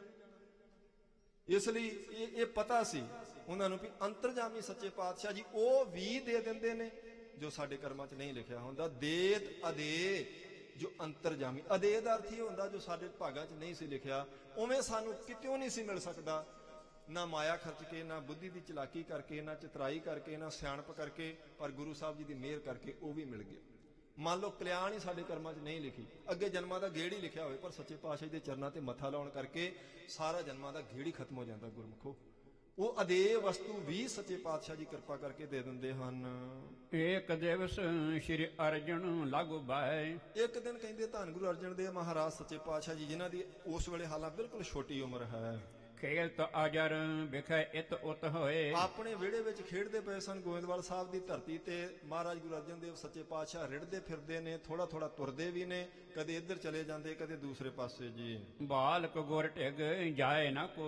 ਇਹ ਸਾਰਿਆਂ ਨੂੰ ਆਖਿਆ ਹੋਇਆ ਸੀ ਕਿ ਤੀਸਰੇ ਪਾਤਸ਼ਾਹ ਜੀ ਜਦੋਂ ਆਰਾਮ ਕਰਦੇ ਹੋਣ ਆਪਣੇ ਕਮਰੇ ਵਿੱਚ, ਉਸ ਵੇਲੇ ਕੋਈ ਬੱਚਾ ਉਹਨਾਂ ਕੋਲੇ ਨਾ ਜਾਵੇ ਜੀ। ਵਰਜੇ ਹੋਤੇ ਪ੍ਰਥਮ ਹੀ ਸੋ। ਪਹਿਲਾਂ ਹੀ ਸਾਰਿਆਂ ਨੂੰ ਵਰਜਿਆ ਹੋਇਆ ਸੀ ਕਿ ਮਹਾਰਾਜ ਦਾ ਜਿਹੜਾ ਆਰਾਮ ਕਰਨ ਦਾ ਸਮਾਂ ਤੀਸਰੇ ਪਾਤਸ਼ਾਹ ਜੀ ਦਾ, ਉਸ ਵੇਲੇ ਉਹਨਾਂ ਦੇ ਕੋਠੜੇ ਵਾਲੇ ਪਾਸੇ, ਉਸ ਕਮਰੇ ਵਾਲੇ ਪਾਸੇ ਕੋਈ ਜਾ ਨਹੀਂ ਸੀ ਸਕਦਾ ਜੀ। ਸ਼ਮ ਸ਼ਬਹੀ ਨੂੰ ਜਾਏ ਨਾ ਪਾਸ। ਜਿਸ ਦੀ ਛੋਟੀ ਉਮਰ ਹੈ ਬਿਲਕੁਲ ਹੀ ਨਹੀਂ ਸੀ ਜਾ ਸਕਦਾ ਉਹ। ਕਿਉਂਕਿ ਮਹਾਰਾਜ ਸੱਚੇ ਪਾਤਸ਼ਾਹ ਜੀ ਦਾ ਸਾਧ ਸੰਗਤ ਜੀ ਆਰਾਮ ਕਰਨ ਦਾ ਸਮਾਂ, ਸਤਿਕਾਰ ਵਜੋਂ ਇਹ ਸਾਰਿਆਂ ਨੂੰ ਮਨਾ ਕੀਤਾ ਹੋਇਆ ਸੀ। ਤੇ ਫਿਰ ਜਿਹੜਾ ਬਚਪਨ ਵਿੱਚ ਹੈ ਉਹਨੂੰ ਨਹੀਂ ਪਤਾ ਹੁੰਦਾ ਵੀ ਮਹਾਰਾਜ ਸੱਚੇ ਪਾਤਸ਼ਾਹ ਜੀ ਇਸ ਵੇਲੇ ਨਿਜ ਸਰੂਪ 'ਚ ਟਿਕੇ ਨੇ ਜਾਂ ਉਹਨਾਂ ਦਾ ਵਿਸ਼ਰਾਮ ਦਾ ਸਮਾਂ, ਇਸ ਕਰਕੇ ਬੱਚਿਆਂ ਦਾ ਉੱਧਰ ਜਾਣਾ ਮਨਾ ਕੀਤਾ ਹੋਇਆ ਸੀ, ਸਿਰਫ ਉਸ ਵੇਲੇ ਜਦੋਂ ਤੀਸਰੇ ਪਾਤਸ਼ਾਹ ਜੀ ਆਰਾਮ ਕਰਦੇ ਸਨ। ਅਸ ਆਇਸ ਗੁਰ ਕਰੀ ਪ੍ਰਕਾਸ਼। ਮਹਾਰਾਜ ਸੱਚੇ ਪਾਤਸ਼ਾਹ ਜੀ ਦੀ ਆਪਣੀ ਆਗਿਆ ਸੀ ਇਹ ਤੀਸਰੇ ਪਾਤਸ਼ਾਹ ਜੀ ਦੀ। ਤਬ ਸ਼੍ਰੀ ਅਰਜਨ ਸਹਜ ਸੁਭਾਏ। ਕਹਿੰਦੇ ਸਹਿ ਸੁਭਾਅ ਆਪਣੇ ਘਰ ਦੇ ਵਿਹੜੇ ਵਿੱਚ ਖੇਲਦੇ ਖੇਲਦੇ ਧੰਨ ਗੁਰੂ ਅਰਜਨ ਦੇਵ ਮਹਾਰਾਜ ਜੀ ਜਨਨੀ ਪਿਤ ਕੇ ਗ੍ਰਹਿ ਦਿਸ ਜਾਏ। ਆਪਣੇ ਮਾਤਾ ਜੀ ਦੇ ਸਤਿਕਾਰਯੋਗ ਪਿਤਾ ਜੀ ਦੇ ਕਮਰੇ ਵੱਲ ਨੂੰ, ਭਾਵ ਪੰਜਵੇਂ ਪਾਤਸ਼ਾਹ ਜੀ ਆਪਣੇ ਸਤਿਕਾਰਯੋਗ ਮਾਤਾ ਬੀਬੀ ਭਾਨੀ ਜੀ ਦੇ ਸਤਿਕਾਰਯੋਗ ਪਿਤਾ ਸਤਿਗੁਰੂ ਗੁਰੂ ਅਮਰਦਾਸ ਸੱਚੇ ਪਾਤਸ਼ਾਹ ਜੀ ਦੇ ਕਮਰੇ ਵੱਲ ਨੂੰ ਚਲੇ ਗਏ ਖੇਡਦੇ ਖੇਡਦੇ ਜੀ। ਅੰਤਰ ਪ੍ਰਵੇਸ਼ੇ ਤਹਿ ਲਗ ਗਏ। ਤੇ ਅੰਦਰ ਚਲੇ ਗਏ ਮਹਾਰਾਜ ਪੰਜਵੇਂ ਪਾਤਸ਼ਾਹ ਜੀ ਉੱਥੋਂ ਤੱਕ। ਗੁਰ ਪਰਿਅੰਕ ਪਰ ਜਹ ਥਿਤ ਥੀਏ। ਕਿੱਥੋਂ ਤੱਕ? ਜਿੱਥੇ ਮਹਾਰਾਜ ਤੀਸਰੇ ਪਾਤਸ਼ਾਹ ਜੀ ਪਲੰਗੇ ਉੱਤੇ ਉਸ ਵੇਲੇ ਆਰਾਮ ਕਰਦੇ ਪਏ ਸਨ ਜੀ। ਪੌੜਨ ਸਮੇਂ ਹੋਤੋ ਸਭ ਜਾਨ। ਮਹਾਰਾਜ ਸੱਚੇ ਪਾਤਸ਼ਾਹ ਜੀ ਦੇ ਆਰਾਮ ਕਰਨ ਦਾ ਸਮਾਂ ਸੀ, ਸਾਰਿਆਂ ਨੂੰ ਪਤਾ ਸੀ ਇਸ ਗੱਲ ਦਾ। ਸੇਵਕ ਨਿਕਟ ਥੋਰੀ ਈਥਾਨ। ਇਸ ਕਰਕੇ ਜਿਹੜੇ ਸੇਵਕ ਸਨ ਉਸ ਵੇਲੇ ਥੋੜਾ ਪਿੱਛੇ ਸਨ। ਪਤਾ ਸੀ ਮਹਾਰਾਜ ਸੱਚੇ ਪਾਤਸ਼ਾਹ ਜੀ ਦਾ ਵਿਸ਼ਰਾਮ ਦਾ ਇਹ ਸਮਾਂ ਹੈ, ਇਸ ਕਰਕੇ ਜਿਹੜੇ ਸੇਵਾਦਾਰ ਸਨ, ਪਹਿਰੇਦਾਰ ਸਨ, ਉਹ ਪਿੱਛੇ ਸਨ ਜੀ। ਭਾਨੀ ਨੇ ਸੁਤ ਜਾਨ ਨਿਹਾਰ। ਜਦੋਂ ਧੰਨ ਗੁਰੂ ਅਰਜਨ ਦੇਵ ਸੱਚੇ ਪਾਤਸ਼ਾਹ ਜੀ ਉਸ ਕਮਰੇ ਵਿੱਚ ਵੜਨ ਲੱਗੇ ਤੇ ਸੁਤੇ ਸਿੱਧ ਬੀਬੀ ਭਾਨੀ ਜੀ ਦੀ ਨਜ਼ਰ ਪੈ ਗਈ ਉਹਨਾਂ ਉੱਤੇ ਵੀ ਮੇਰਾ ਲਾਲ ਮਹਾਰਾਜ ਜੀ ਦੇ ਕਮਰੇ 'ਚ ਵੜ ਚੱਲਿਆ ਹੈ। ਧਾਈ ਗਹਿਨ ਹਿਤ ਹਿਤ ਧਾਰ। ਕਹਿੰਦੇ ਨੇ ਡਰ ਕੇ ਬੀਬੀ ਭਾਨੀ ਜੀ ਇੱਕਦਮ ਭੱਜੇ ਧੰਨ ਗੁਰੂ ਅਰਜਨ ਦੇਵ ਸੱਚੇ ਪਾਤਸ਼ਾਹ ਜੀ ਨੂੰ, ਆਪਣੇ ਪੁੱਤਰ ਨੂੰ, ਆਪਣੇ ਲਾਲ ਜੀ ਨੂੰ ਚੱਕਣ ਵਾਸਤੇ। ਖੇਤ ਲਗੀ ਦੇਹ ਬਹੁ ਮਾਟੀ। ਮਹਾਰਾਜ ਪੰਜਵੇਂ ਪਾਤਸ਼ਾਹ ਜੀ ਘਰ ਦੇ ਵਿਹੜੇ ਵਿੱਚ ਖੇਲਦੇ ਸਨ, ਇਸ ਕਰਕੇ ਸਰੀਰ ਨੂੰ ਮਿੱਟੀ ਲੱਗੀ ਹੋਈ ਸੀ ਜੀ। ਠੰਡ ਹੋ ਗਏ ਪਲੰਗ ਕੀ ਪਾਟੀ। ਤੇ ਖੇਲਦੇ ਖੇਲਦੇ ਮਹਾਰਾਜ ਪਲੰਗ ਦੇ ਕੋਲ ਚਲੇ ਗਏ, ਉਸ ਪਲੰਗੇ ਦੇ ਜਿਸ ਉੱਤੇ ਤੀਸਰੇ ਪਾਤਸ਼ਾਹ ਜੀ ਵਿਸ਼ਰਾਮ ਕਰਦੇ ਪਏ ਸਨ। ਆਵਤ ਜਨਨੀ ਲਗਤ ਹੈ ਗਇਓ। ਕਹਿੰਦੇ ਨੇ ਜਦੋਂ ਤੱਕ ਬੀਬੀ ਭਾਨੀ ਜੀ ਦੌੜ ਕੇ ਉੱਥੋਂ ਤੱਕ ਆਉਂਦੇ, ਉਦੋਂ ਤੱਕ ਪੰਜਵੇਂ ਪਾਤਸ਼ਾਹ ਜੀ ਨੇ ਪਲੰਗੇ ਦੀ ਬਾਈ ਫੜ ਲਈ ਸੀ ਤੀਸਰੇ ਪਾਤਸ਼ਾਹ ਜੀ ਜਿਸ ਉੱਤੇ ਆਰਾਮ ਕਰਦੇ ਪਏ ਸਨ। ਸੰਗ ਪਲੰਗ ਕੇ ਠੰਡ ਹੋ ਪਇਓ। ਕਹਿੰਦੇ ਉਹ ਫੜ ਕੇ ਨਾ ਪਲੰਗੇ ਦੀ ਬਾਈ ਤੇ ਧੰਨ ਗੁਰੂ ਅਰਜਨ ਦੇਵ ਮਹਾਰਾਜ ਜੀ ਖੜੇ ਹੋ ਗਏ ਜੀ। ਗਹਨ ਹੇਤ ਜਬ ਨਿਕਟ ਸਿਧਾਰੀ। ਜਦੋਂ ਦੌੜ ਕੇ ਬੀਬੀ ਭਾਨੀ ਜੀ ਉਹਨਾਂ ਨੂੰ ਫੜਨ ਵਾਸਤੇ ਅੱਗੇ ਗਏ ਤਾਂ ਵੇਖੇ ਕਿਰਪਾਲ ਨੇ ਗਿਰਾ ਉਚਾਰੀ। ਧੰਨ ਗੁਰੂ ਅਮਰਦਾਸ, ਧੰਨ ਗੁਰੂ ਅਮਰਦਾਸ ਮਹਾਰਾਜ ਸੱਚੇ ਪਾਤਸ਼ਾਹ ਜੀ ਨੇ ਸਾਧ ਸੰਗਤ ਜੀ ਉਸ ਵੇਲੇ ਦੇਖਿਆ ਤੇ ਫਿਰ ਆਪਣੇ ਪਵਿੱਤਰ ਮੁਖ ਤੋਂ ਬਚਨ ਕੀਤਾ ਇਦਾਂ, ਨਹਿ ਲਿਹ ਜਾਹੋ ਰਹਿਣ ਦੇਹੋ ਖਰਿਓ। ਆਪਣੀ ਸੁਪੁੱਤਰੀ ਨੂੰ ਮਨਾ ਕਰ ਦਿੱਤਾ ਮਹਾਰਾਜ ਤੀਸਰੇ ਪਾਤਸ਼ਾਹ ਨੇ ਆਖਿਆ ਕੋਈ ਨਾ ਪੁੱਤਰ ਰਹਿਣ ਦੇ, ਖੜਾ ਰਹਿਣ ਦੇ, ਤੂੰ ਇਹਨੂੰ ਨਾ ਚੱਕ ਕੇ ਲੈ ਕੇ ਜਾਈਂ। ਜੁਗ ਕਰ ਸੋ ਗੁਰ ਗਹਿਬੋ ਕਰਿਓ। ਇਉਂ ਕਹਿ ਕੇ ਤੀਸਰੇ ਪਾਤਸ਼ਾਹ ਜੀ ਉੱਠੇ ਤੇ ਉਹਨਾਂ ਨੇ ਦੋਨਾਂ ਹੱਥਾਂ ਨਾਲ ਧੰਨ ਗੁਰੂ ਅਰਜਨ ਦੇਵ ਸਾਹਿਬ, ਉਹਨਾਂ ਦੇ ਜਿਹੜੇ ਦੋਤੇ ਨੇ, ਉਹਨਾਂ ਨੂੰ ਆਉਂ ਕਰਕੇ ਉੱਪਰ ਚੱਕ ਲਿਆ ਜੀ। ਉੱਪਰ ਕੋ ਉਠਾਏ ਤਬ ਤੋਲਿਓ। ਕਹਿੰਦੇ ਜਦੋਂ ਦੋਨਾਂ ਹੱਥਾਂ ਨਾਲ ਚੱਕ ਕੇ ਮਹਾਰਾਜ ਤੀਸਰੇ ਪਾਤਸ਼ਾਹ ਜੀ ਨੇ ਪੰਜਵੇਂ ਪਾਤਸ਼ਾਹ ਜੀ ਨੂੰ ਭਾਵ ਗੁਰੂ ਅਰਜਨ ਦੇਵ ਸਾਹਿਬ ਜੀ ਨੂੰ ਆਉਂ ਤਾਂ ਨੂੰ ਤੋਲਿਆ, ਉਹਨਾਂ ਦਾ ਵਜਨ ਆਪਣੇ ਵੱਲ ਨੂੰ ਚੱਕਿਆ ਤਾਂ ਗਰੋਹ ਭਾਰ ਲੱਖ ਸ਼੍ਰੀ ਮੁਖ ਬੋਲਿਓ। ਤੇ ਉਸ ਵੇਲੇ ਸੋਹਣੀ ਸਿਹਤ ਹੋਣ ਕਰਕੇ ਪੰਜਵੇਂ ਪਾਤਸ਼ਾਹ ਜੀ ਦਾ ਸੋਹਣਾ ਭਾਰ ਸੀ ਆਪਣੀ ਉਮਰ ਦੇ ਲਿਹਾਜ਼ ਨਾਲ, ਤੇ ਪਵਿੱਤਰ ਮੁਖ ਤੋਂ ਧੰਨ ਗੁਰੂ ਅਮਰਦਾਸ ਸਾਹਿਬ ਜੀ ਨੇ ਇਦਾਂ ਬਚਨ ਕੀਤਾ ਹੈ। ਭਾਰੀ ਗੁਰ ਜਗ ਮਹਿ ਬਿਦਤੈ ਹੈ, ਆਖਿਆ ਬਹੁਤ ਵੱਡੇ ਭਾਰੀ ਗੁਰੂ ਹੋਣਗੇ, ਜਗਤ ਵਿੱਚ ਪ੍ਰਗਟ ਹੋਣਗੇ ਇਹ। ਬਾਣੀ ਕੋ ਬੋਹਿਤ ਬੜ ਹੋਏ ਹੈ, ਤੇ ਫਿਰ ਬਾਣੀ ਦਾ ਇੱਕ ਜਹਾਜ਼ ਤਿਆਰ ਕਰਨਗੇ। ਆਪਾਂ ਇੱਕ ਬਹੁਤ ਵਾਰ ਬਚਨ ਵਿਦਵਾਨਾਂ ਤੋਂ ਸੁਣਿਆ, ਦੋਹਤਾ ਬਾਣੀ ਕਾ ਬੋਹਿਤਾ, ਬਸ ਉਹੀ ਇਹ ਬਚਨ ਕੀਤਾ ਤੀਸਰੇ ਪਾਤਸ਼ਾਹ ਜੀ ਨੇ। ਆਖਿਆ ਸਮਾਂ ਆਉਣ ਦੇ ਪੁੱਤਰੀ ਬਹੁਤ ਵੱਡਾ ਭਾਰੀ ਮਹਾਨ ਗੁਰੂ ਪ੍ਰਗਟ ਹੋਵੇਗਾ, ਬਾਣੀ ਦਾ ਜਹਾਜ਼ ਤਿਆਰ ਕਰੇਗਾ ਇਹ। ਤਬ ਸ਼੍ਰੀ ਅਰਜਨ ਚਰਨ ਉਠਾਏ, ਕਹਿੰਦੇ ਜਦੋਂ ਤੀਸਰੇ ਪਾਤਸ਼ਾਹ ਜੀ ਨੇ ਉਹਨਾਂ ਨੂੰ ਬਾਹਾਂ ਤੋਂ ਫੜ ਕੇ ਉੱਪਰ ਚੱਕਿਆ, ਤੇ ਗੁਰੂ ਅਰਜਨ ਦੇਵ ਸੱਚੇ ਪਾਤਸ਼ਾਹ ਜੀ ਨੇ ਆਪਣੇ ਚਰਨ ਛੇਤੀ ਛੇਤੀ ਪਲੰਗੇ ਤੇ ਲਾਉਣ ਦਾ ਯਤਨ ਕੀਤਾ। ਉਪਰ ਧਰਨ ਪਰਿਅੰਕ ਲੁਭਾਏ, ਉਹਨਾਂ ਦਾ ਮਨ ਕੀਤਾ ਉੱਪਰ ਚੱਕਣ ਕਰਕੇ ਵੀ ਮੈਂ ਪਲੰਗੇ ਦੇ ਉੱਪਰ ਚੜ ਜਾਵਾਂ। ਆਪਣੇ ਚਰਨ ਧੰਨ ਗੁਰੂ ਅਰਜਨ ਦੇਵ ਸੱਚੇ ਪਾਤਸ਼ਾਹ ਜੀ ਨੇ ਪਲੰਗੇ ਤੇ ਰੱਖੇ ਹਨ। ਗੁਰੂ ਦੇਖ ਕਰ ਬਾਕ ਬਖਾਨੇ, ਇਉਂ ਕਰਦਿਆਂ ਨੂੰ ਦੇਖ ਕੇ ਧੰਨ ਗੁਰੂ ਅਮਰਦਾਸ ਸੱਚੇ ਪਾਤਸ਼ਾਹ ਜੀ ਨੇ ਪਵਿੱਤਰ ਮੁਖ ਤੋਂ ਇਦਾਂ ਆਖਿਆ ਜੀ, ਅਬ ਤੇ ਹੀ ਗਾਦੀ ਲਲਚਾਨੇ। ਆਖਿਆ ਨਾ ਭਾਈ, ਅਜੇ ਤੇਰਾ ਸਮਾਂ ਨਹੀਂ ਆਇਆ ਇਸ ਗੱਦੀ ਤੇ ਬੈਠਣ ਦਾ, ਜਿਸ ਉੱਪਰ ਅਸੀਂ ਬੈਠੇ ਆ ਨਾ, ਇਸ ਪਲੰਗੇ ਤੇ ਇਸ ਗੱਦੀ ਤੇ ਬੈਠਣ ਦਾ ਹਾਲੇ ਸਮਾਂ ਨਹੀਂ ਆਇਆ ਤੇਰਾ। ਆਪਣੇ ਪਿਤਾ ਪਾਸ ਤੇ ਲੀਜਹਿ, ਮਹਾਰਾਜ ਜੀ ਨੇ ਬਚਨ ਕਰਤਾ, ਆਖਿਆ ਆਪਣੇ ਸਤਿਕਾਰਯੋਗ ਪਿਤਾ ਜੀ ਕੋਲੋਂ ਲੈਣੀ ਤੁਸੀਂ ਇਹ ਗੱਲ, ਹਾਲੇ ਕਾਲੇ ਨਾ ਪਾਓ ਤੁਸੀਂ। ਤਬ ਲਗ ਧੀਰਜ ਧਾਰ ਫਰੀਜੈ, ਉਦੋਂ ਤੱਕ ਧੀਰਜ ਰੱਖੋ ਤੁਸੀਂ, ਜਦੋਂ ਤੱਕ ਇਹ ਸਮਾਂ ਨਹੀਂ ਆਉਂਦਾ ਤੁਹਾਡੇ ਸਤਿਕਾਰਯੋਗ ਪਿਤਾ ਜੀ ਤੋਂ ਤੁਹਾਨੂੰ ਇਹ ਮਿਲੇਗੀ। ਸੁਨ ਕਰ ਪਿਤਾ ਬਾਕ ਅਨਕੂਲੇ, ਕਹਿੰਦੇ ਬੀਬੀ ਭਾਨੀ ਜੀ ਨੇ ਇਹ ਵੀ ਬਚਨ ਸੁਣੇ ਹਨ ਆਪਣੇ ਪਿਤਾ ਸਤਿਗੁਰੂ ਜੀ ਦੀ ਰਸਨਾ ਤੋਂ, ਜਿਹੜੇ ਅਨੁਕੂਲ ਨੇ ਉਹਨਾਂ ਦੇ ਵਾਸਤੇ। ਅਦ ਕਿਰਪਾ ਲਖ ਮਨ ਮਹਿ ਫੂਲੇ, ਬਹੁਤ ਜ਼ਿਆਦੀ ਕਿਰਪਾ ਹੋਈ ਜਾਣ ਕੇ ਬੀਬੀ ਭਾਨੀ ਜੀ ਮਨ ਚ ਬਹੁਤ ਪ੍ਰਸੰਨ ਹਨ। ਲਗ ਸੁਤ ਕੋ ਗੁਰ ਚਰਨਨ ਪਾਏਬ, ਕਹਿੰਦੇ ਨੇ ਆਪਣੇ ਛੋਟੇ ਪੁੱਤਰ ਨੂੰ, ਭਾਵ ਬੀਬੀ ਭਾਨੀ ਜੀ ਦੇ ਤਿੰਨ ਨੇ ਨਾ ਸਾਹਿਬਜ਼ਾਦੇ, ਮਹਾਦੇਵ ਜੀ, ਬਾਬਾ ਪਿਰਥੀ ਚੰਦ ਤੇ ਧੰਨ ਗੁਰੂ ਅਰਜਨ ਦੇਵ ਸੱਚੇ ਪਾਤਸ਼ਾਹ, ਇਹ ਛੋਟੇ ਨੇ। ਜਦੋਂ ਮਹਾਰਾਜ ਤੀਸਰੇ ਪਾਤਸ਼ਾਹ ਨੇ ਬਚਨ ਕੀਤਾ, ਦੋਹਿਤਾ ਬਾਣੀ ਕਾ ਬੋਹਿਤਾ ਹੈ, ਬਹੁਤ ਵੱਡੇ ਗੁਰੂ ਪ੍ਰਗਟ ਹੋਣਗੇ, ਬੀਬੀ ਭਾਨੀ ਜੀ ਨੇ ਮਹਾਰਾਜ ਪੰਜਵੇਂ ਪਾਤਸ਼ਾਹ ਜੀ ਦਾ ਮੱਥਾ ਟਿਕਾ ਦਿੱਤਾ ਉਹਨਾਂ ਦੇ ਚਰਨਾਂ ਤੇ। ਲੈ ਕਰ ਗੋਦ ਪਰਮੋਦਤ ਲਿਆਏ, ਤੇ ਫਿਰ ਮੱਥਾ ਟਿਕਾ ਕੇ ਆਪਣੀ ਗੋਦ ਵਿੱਚ ਚੱਕ ਕੇ ਬੀਬੀ ਭਾਨੀ ਜੀ ਬਹੁਤ ਪ੍ਰਸੰਨਤਾ ਨਾਲ ਲੈ ਆਏ ਹਨ ਉਹਨਾਂ ਨੂੰ। ਤੀਨੋਂ ਪੁੱਤਰਨ ਕੋ ਪ੍ਰਤਪਾਰਤ, ਆਪਣੇ ਤਿੰਨੇ ਹੀ ਪੁੱਤਰਾਂ ਦੀ ਪਾਲਣਾ ਬੜੇ ਪ੍ਰੇਮ ਨਾਲ ਕਰਦੇ ਹਨ ਜੀ। ਪਿਤਾ ਸੇਵਾ ਮਹਿ ਪ੍ਰੀਤੀ ਧਾਰਤ, ਆਪਣੇ ਪਿਤਾ ਗੁਰੂ ਅਮਰਦਾਸ ਸਾਹਿਬ ਜੀ ਦੀ ਸੇਵਾ ਵਿੱਚ ਵੀ ਬਹੁਤ ਪ੍ਰੀਤੀ ਹੈ ਬੀਬੀ ਭਾਨੀ ਜੀ ਦੀ, ਤੇ ਆਪਣੇ ਤਿੰਨਾਂ ਸਾਹਿਬਜ਼ਾਦਿਆਂ ਨੂੰ ਪਾਲਦੇ ਵੀ ਬੜੇ ਪ੍ਰੇਮ ਨਾਲ ਹਨ। ਇਮਹੀ ਰਾਮਦਾਸ ਬੜ ਭਾਗੇ, ਇਸੇ ਤਰ੍ਹਾਂ ਵੱਡੇ ਭਾਗਾਂ ਵਾਲੇ ਧੰਨ ਸਤਿਗੁਰੂ ਸ੍ਰੀ ਗੁਰੂ ਰਾਮਦਾਸ ਸੱਚੇ ਪਾਤਸ਼ਾਹ ਜੀ ਨਿਸ ਬਾਸੁਰ ਸੇਵਾ ਮਹਿ ਲਾਗੇ, ਦਿਨੇ ਰਾਤ ਤੀਸਰੇ ਪਾਤਸ਼ਾਹ ਜੀ ਦੀ ਸੇਵਾ ਵਿੱਚ ਉਹ ਵੀ ਲੱਗੇ ਰਹਿੰਦੇ ਹਨ। ਜਿਵੇਂ ਬੀਬੀ ਭਾਨੀ ਜੀ ਦੀ ਪ੍ਰੀਤੀ ਹੈ ਤੀਸਰੇ ਪਾਤਸ਼ਾਹ ਜੀ ਦੀ ਸੇਵਾ ਵਿੱਚ, ਇਸੇ ਤਰ੍ਹਾਂ ਸਤਿਗੁਰੂ ਰਾਮਦਾਸ ਮਹਾਰਾਜ ਸੱਚੇ ਪਾਤਸ਼ਾਹ ਹਾਲੇ ਭਾਵੇਂ ਗੁਰੂ ਨਹੀਂ ਬਣੇ, ਪਰ ਉਹ ਇਸ ਪਦਵੀ ਤੇ ਆਉਣਗੇ, ਇਸ ਕਰਕੇ ਆਪਾਂ ਸਤਿਕਾਰ ਨਾਲ ਸਾਧ ਸੰਗਤ ਜੀ ਇਹੀ ਲਫ਼ਜ਼ ਉਹਨਾਂ ਨੂੰ ਕਹਿ ਸਕਦੇ ਹਾਂ। ਧੰਨ ਗੁਰੂ ਰਾਮਦਾਸ ਸੱਚੇ ਪਾਤਸ਼ਾਹ ਜੀ ਦੀ ਵੀ ਉਵੇਂ ਹੀ ਪ੍ਰੀਤੀ ਹੈ ਤੀਸਰੇ ਪਾਤਸ਼ਾਹ ਜੀ ਦੀ ਸੇਵਾ ਵਿੱਚ ਜੀ। ਅਧਿਆਏ ਸਮਾਪਤ। ਦੋਹਰਾ। ਇੱਕ ਦਿਨ ਸ਼੍ਰੀ ਸਤਿਗੁਰੂ ਜੀ ਅਮਰਦਾਸ ਸੁਖ ਰਾਸ, ਇਥੋਂ ਦੂਸਰਾ ਅਧਿਆਇ ਸਾਧ ਸੰਗਤ ਜੀ ਪ੍ਰਾਰੰਭ ਹੁੰਦਾ ਹੈ। ਧੰਨ ਗੁਰੂ ਅਮਰਦਾਸ ਸੱਚੇ ਪਾਤਸ਼ਾਹ ਜੀ ਸੁੱਖਾਂ ਦੀ ਰਾਸ ਇੱਕ ਦਿਨ ਕਰਿਓ ਹਕਾਰਣ ਏਕ ਲੋ ਪਾਰੋ ਆਪਣੇ ਪਾਸ, ਇੱਕ ਦਿਨ ਧੰਨ ਗੁਰੂ ਅਮਰਦਾਸ ਮਹਾਰਾਜ ਸੱਚੇ ਪਾਤਸ਼ਾਹ ਜੀ ਨੇ ਸੁਨੇਹਾ ਭੇਜ ਕੇ, ਤੇ ਭਾਈ ਪਾਰੋ ਜੀ ਜਿਹੜੇ ਬਹੁਤ ਗੁਰਮੁਖ ਨੇ, ਆਨੰਦ ਸੇਵਕ ਨੇ ਤੀਸਰੇ ਪਾਤਸ਼ਾਹ ਜੀ ਦੇ, ਬਹੁਤ ਉੱਚੀ ਅਵਸਥਾ ਦੇ ਮਾਲਕ ਨੇ, ਉਹਨਾਂ ਨੂੰ ਭਾਈ ਪਾਰੋ ਜੀ ਨੂੰ ਤੀਸਰੇ ਪਾਤਸ਼ਾਹ ਜੀ ਨੇ ਇਕੱਲਿਆਂ ਨੂੰ ਇੱਕ ਦਿਨ ਆਪਣੇ ਕੋਲ ਬੁਲਾਇਆ, ਤੇ ਇਕੱਲੇ ਹੀ ਤੀਸਰੇ ਪਾਤਸ਼ਾਹ ਜੀ ਸਨ ਉਸ ਵੇਲੇ। ਪਰਮਹੰਸ ਆਬਸਥਾ ਜਾਹੀ, ਪਰਮਹੰਸ ਦੀ ਅਵਸਥਾ ਸੀ ਉਸ ਵੇਲੇ, ਭਾਵ ਆਤਮ ਗਿਆਨ ਦੀ, ਬ੍ਰਹਮ ਗਿਆਨ ਦੀ ਅਵਸਥਾ ਸੀ ਭਾਈ ਪਾਰੋ ਜੀ ਦੀ। ਜੜ ਚੇਤਨ ਇੱਕ ਤੇ ਬਿਲ ਗਾਹੀ, ਕੀ ਸੀ ਜੀ ਉਹਨਾਂ ਦੀ ਅਵਸਥਾ ਦਾ ਉਸ ਵੇਲੇ?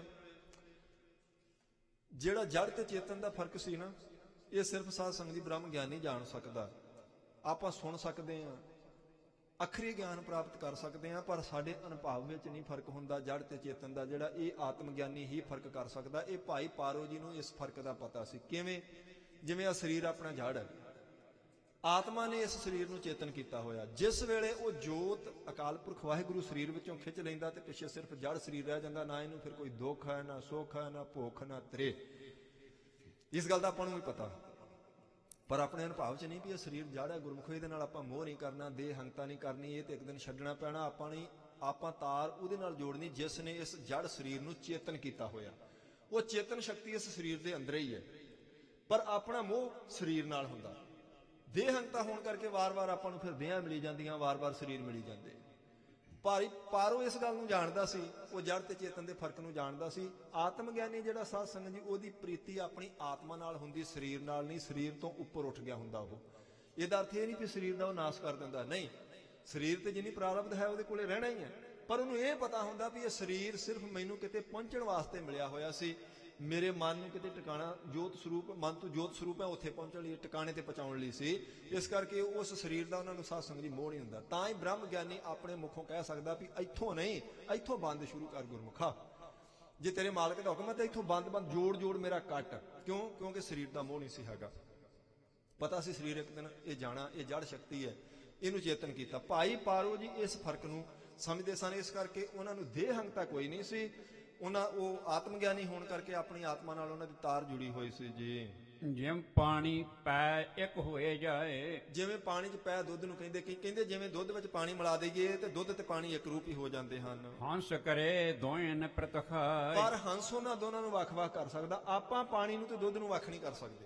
ਹੰਸ ਨੂੰ ਮਹਾਰਾਜ ਅਕਾਲ ਪੁਰਖ ਵਾਹਿਗੁਰੂ ਨੇ ਇੱਕ ਸਾਧ ਸੰਗਤ ਜੀ ਐਸਾ ਗੁਣ ਬਖਸ਼ਿਆ ਹੈ, ਉਹਦੀ ਚੁੰਝ ਵਿੱਚ ਕਹਿੰਦੇ ਖਟਿਆਈ ਹੁੰਦੀ। ਜਦੋਂ ਦੁੱਧ ਦੀ ਚੁੰਝ ਭਰਦਾ ਤੇ ਪਾਣੀ ਇੱਕ ਬੰਨੇ ਨਿਕਲ ਜਾਂਦਾ, ਫੁੱਟੀਆਂ ਇੱਕ ਬੰਨੇ ਰਹਿ ਜਾਂਦੀਆਂ।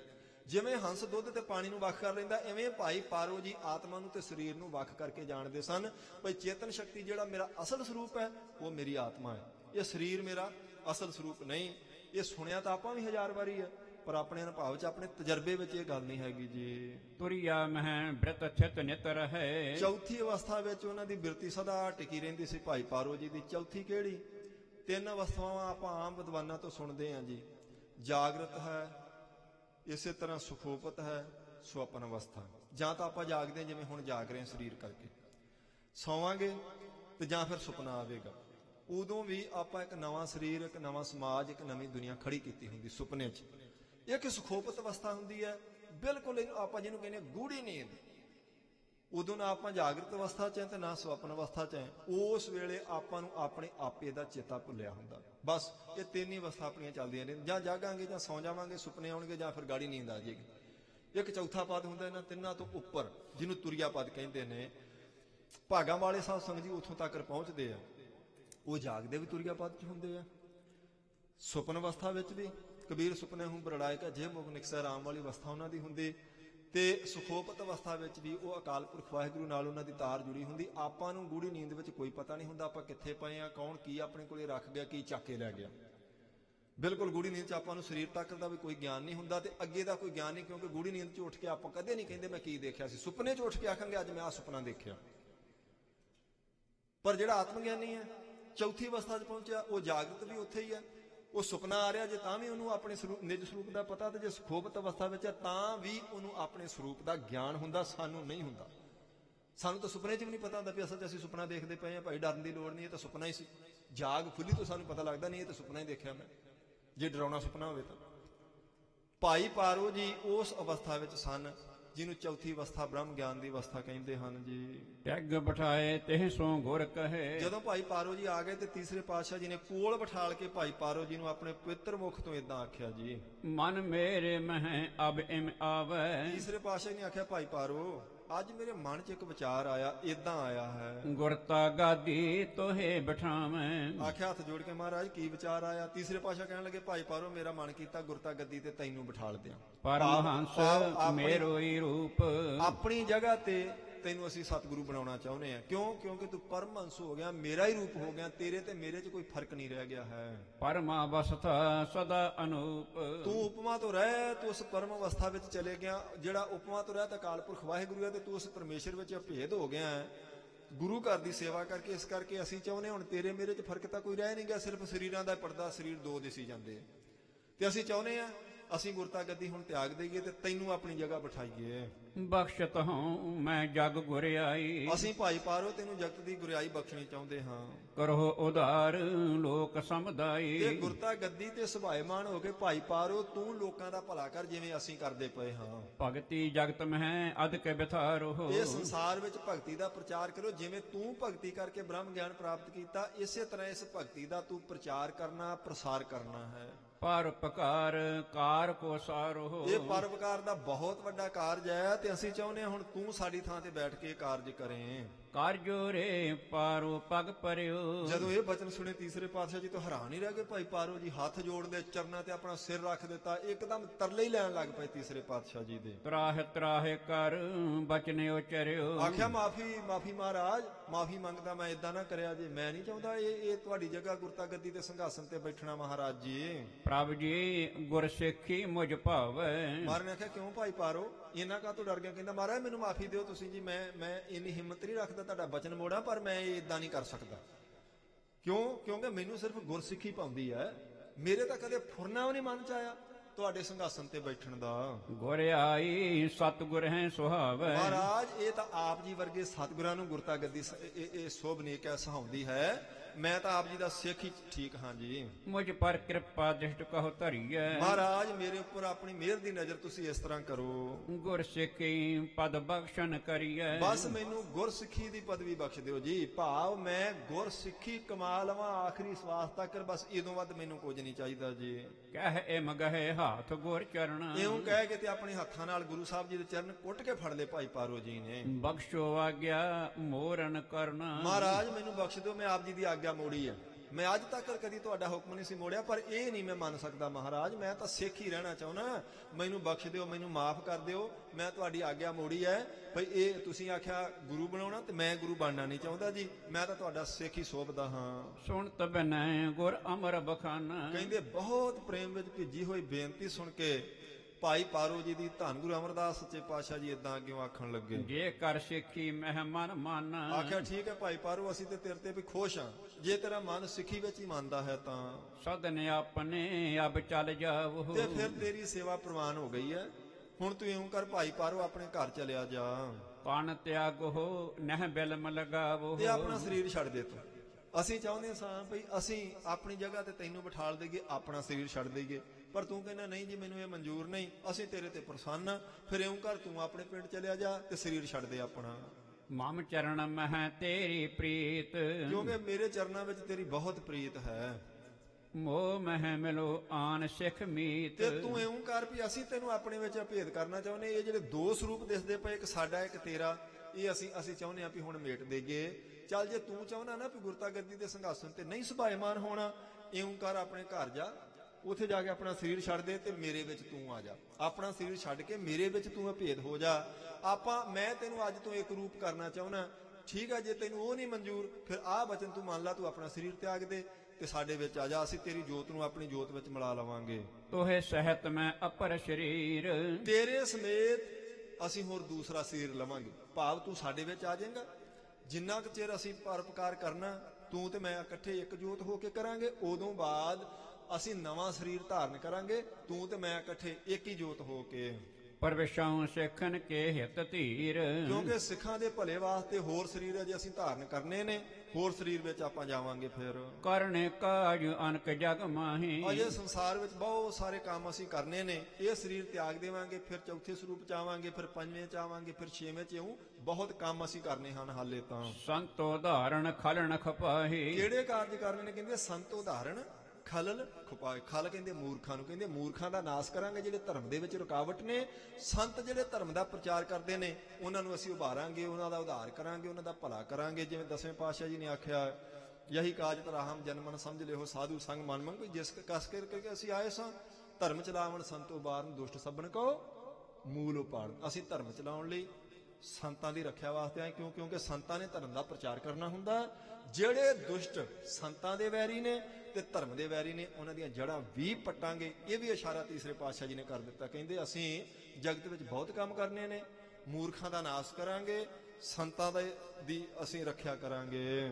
ਸੁਣ ਆਗਿਆ ਪਾਰੋ ਕਰ ਬੰਦੇ। ਕਹਿੰਦੇ ਮਹਾਰਾਜ ਜੀ ਦੀ ਆਗਿਆ ਸੁਣ ਕੇ ਤੇ ਹੱਥ ਜੋੜ ਲਏ ਭਾਈ ਪਾਰੋ ਜੀ ਨੇ। ਕਰ ਬੰਧਨ ਕੋਰਦੈ ਆਨੰਦੇ। ਬਹੁਤ ਆਨੰਦ ਨਾਲ ਹਿਰਦੇ 'ਚ ਪ੍ਰਸੰਨ ਹੋ ਕੇ ਮੱਥਾ ਟੇਕਿਆ। ਦੇਖੋ, ਜੇ ਉਹ ਫਰਕ ਸਮਝਦਾ ਹੁੰਦਾ ਨਾ, ਜੇ ਜੜ ਚੇਤਨ ਦੇ ਫਰਕ ਨੂੰ ਨਾ ਸਮਝਦਾ ਹੁੰਦਾ, ਜੇ ਇਹ ਫਰਕ ਸਮਝਦਾ ਭਈ ਇਹ ਮਹਾਰਾਜ ਨੇ ਸਰੀਰ ਮੈਨੂੰ ਆਖ ਦਿੱਤਾ ਛੱਡਣ ਲਈ, ਤੇ ਫਿਰ ਦੇਹ ਅੰਗ ਤੱਕ ਸਰੀਰ ਛੱਡਣ ਲਈ ਤੇ ਕਿਸੇ ਦਾ ਵੀ ਨਹੀਂ ਮਨ ਕਰਦਾ। ਪਰ ਭਾਈ ਪਾਰੋ ਜੀ ਨੂੰ ਖੁਸ਼ੀ ਚੜ ਗਈ। ਜਿਹੜਾ ਕਬੀਰ ਸਾਹਿਬ ਨੇ ਆਖਿਆ ਨਾ, ਕਬੀਰ ਜਿਸ ਮਰਨੇ ਤੇ ਜਗ ਡਰੈ ਮੇਰੇ ਮਨ ਆਨੰਦ। ਕਬੀਰ ਸਾਹਿਬ ਕਹਿੰਦੇ ਜਿਸ ਮੌਤ ਦਾ ਨਾਂ ਸੁਣ ਕੇ ਦੁਨੀਆ ਥਰ ਥਰ ਕੰਬਣ ਲੱਗ ਪੈਂਦੀ ਹੈ, ਡਰ ਜਾਂਦੇ ਨੇ ਲੋਕ।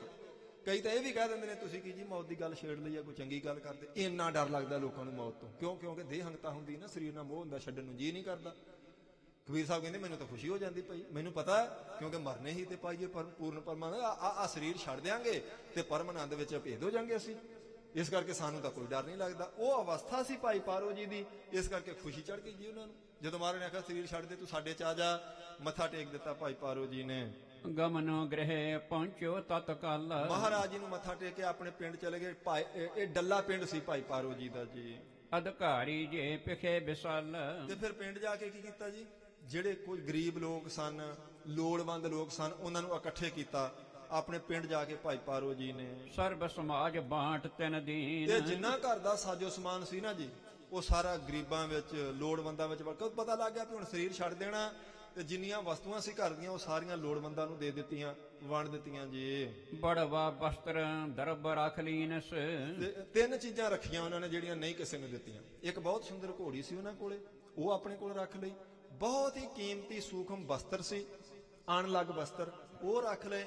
ਤੇ ਕੁਝ ਧਨ ਸੀ, ਮਾਇਆ ਸੀ ਭਾਈ ਪਾਰੋ ਜੀ ਦੇ ਕੋਲੇ। ਇਹ 3 ਚੀਜ਼ਾਂ ਰੱਖ ਕੇ ਬਾਕੀ ਸਾਰਾ ਸਮਾਨ ਉਹਨਾਂ ਨੇ ਵੰਡ ਦਿੱਤਾ ਜੀ। ਨਰ ਬ੍ਰਿੰਦਨ ਕੋ ਕਹਿਓ ਸੁਨਾਈ। ਤੇ ਸਾਰਾ ਪਿੰਡ ਜਿਹੜਾ ਇਕੱਠਾ ਹੋਇਆ ਸੀ, ਜਿਨ੍ਹਾਂ ਨੂੰ ਦੇ ਦਿੱਤਾ, ਕਿਸੇ ਨੂੰ ਕੁਝ ਦੇ ਦਿੱਤਾ, ਕਿਸੇ ਨੂੰ ਕੁਝ ਘਰ ਦਾ ਸਮਾਨ ਦੇ ਦਿੱਤਾ, ਉਹਨਾਂ ਨੂੰ ਫਿਰ ਇੱਕ ਭਾਈ ਪਾਰੋ ਜੀ ਨੇ ਗੱਲ ਆਖੀ ਜੀ। ਇਹ ਗੁਰ ਵਸਤੂ ਦੇਹ ਪਹੁੰਚਾਈ। ਕੀ ਆਖਿਆ? ਆਖਿਆ ਗੁਰਮੁਖੋ, ਆਹ 3 ਵਸਤੂਆਂ ਮੇਰੇ ਸਰੀਰ ਛੱਡਣ ਤੋਂ ਬਾਅਦ ਗੁਰੂ ਸਾਹਿਬ ਜੀ ਕੋਲ ਤੁਸੀਂ ਪਹੁੰਚਦੀਆਂ ਕਰ ਦੇਣੀਆਂ। ਇਹ 3 ਚੀਜ਼ਾਂ ਧੰਨ ਗੁਰੂ ਅਮਰਦਾਸ ਸਾਹਿਬ ਜੀ ਕੋਲੇ ਪਹੁੰਚਾ ਦਿਓ। ਇੱਕ ਆ ਸੁੰਦਰ ਘੋੜੀ, ਆ ਬਹੁਤ ਸੁੰਦਰ ਬਸਤਰ, ਔਰ ਆ ਥੋੜੀ ਕਮਾਇਆ ਹੈ। ਇਹ ਤੀਸਰੇ ਪਾਤਸ਼ਾਹ ਜੀ ਨੂੰ ਤੁਸੀਂ ਪਹੁੰਚਾ ਦੇਣੀ, ਤੇ ਬਾਕੀ ਸਾਰਾ ਕੁਝ ਮੈਂ ਤੁਹਾਨੂੰ ਦੇ ਦਿੱਤਾ ਹੈ। ਕਿਉਂਕਿ ਸਾਧ ਸੰਗਤ ਜੀ, ਅਸਲ ਵਿੱਚ ਗੁਰਮੁਖ ਨੂੰ ਪਤਾ ਹੁੰਦਾ ਨਾਲ ਤਾਂ ਮੈਂ ਕੁਝ ਲੈ ਕੇ ਨਹੀਂ ਜਾਣਾ। ਪਤਾ ਭਾਵੇਂ ਆਪਾਂ ਨੂੰ ਵੀ ਸਾਰਿਆਂ ਨੂੰ, ਪਰ ਫਿਰ ਵੀ ਇਹ ਮੋਹ ਛੇਤੀ ਕਿਤੇ ਟੁੱਟਦਾ ਨਹੀਂ ਹੁੰਦਾ। ਹਮਾਰੇ ਆਖਿਆ ਜਦ ਹਾਥ ਸੰਧੌਰਾ ਲੈਣ, ਉਹ ਕਹਿੰਦੇ ਕੋਈ ਸਤੀ ਹੋਣ ਵਾਸਤੇ ਤੁਰੀ ਜਾਂਦੀ ਸੀ ਮਾਈ, ਕਿ ਉਹ ਪਹਿਲਾਂ ਸਤੀ ਦਾ ਰਿਵਾਜ ਸੀ, ਤੀਸਰੇ ਪਾਤਸ਼ਾਹ ਜੀ ਨੇ ਬੰਦ ਕੀਤਾ ਇਹ ਤਾਂ। ਤੇ ਉਹ ਤੁਰੀ ਜਾਂਦੀ ਵੀ ਆਖੀ ਜਾਂਦੀ ਵੀ ਉਹ ਕੁੰਡੀ ਲਾ ਕੇ ਰੱਖਿਆ ਕਰਿਓ ਤੁਸੀਂ, ਕੁੱਤਾ ਨਾ ਕਿਤੇ ਆਟਾ ਖਾ ਜਾਵੇ। ਵੀ ਤੂੰ ਤਾਂ ਚਲੀ ਸੰਸਾਰ ਤੋਂ, ਤੈਨੂੰ ਆਟੇ ਦਾ ਕੀ ਫਿਕਰ? ਕਿਉਂ ਸੁਰਤ ਉੱਥੇ ਜੁੜੀ ਹੁੰਦੀ ਨਾ, ਸੁਰਤ ਵਿੱਚੋਂ ਸਾਰਾ ਕੁਝ ਨਿਕਲਦਾ ਨਹੀਂ ਹੈਗਾ। ਹੁਣ ਉਹਨਾਂ ਨੂੰ ਪਤਾ ਸੀ ਮੈਂ ਚੱਲਿਆ, ਤੇ ਸਮਾਨ ਸਾਰਾ ਗਰੀਬਾਂ ਨੂੰ ਵੰਡ ਦਿੱਤਾ, ਲੋੜਵੰਦਾਂ ਨੂੰ ਜੋ ਜਿਹਨੂੰ ਚਾਹੀਦਾ ਸੀ ਦੇ ਦਿੱਤਾ, ਬਿਨਾਂ ਇਹਨਾਂ 3 ਚੀਜ਼ਾਂ ਤੋਂ। 3 ਚੀਜ਼ਾਂ ਲਈ ਹੁਕਮ ਕਰ ਦਿੱਤਾ ਭਈ ਤੁਸੀਂ ਇਹ 3 ਚੀਜ਼ਾਂ ਗੁਰੂ ਸਾਹਿਬ ਜੀ ਕੋਲੇ ਪਹੁੰਚਾ ਦਿਓ।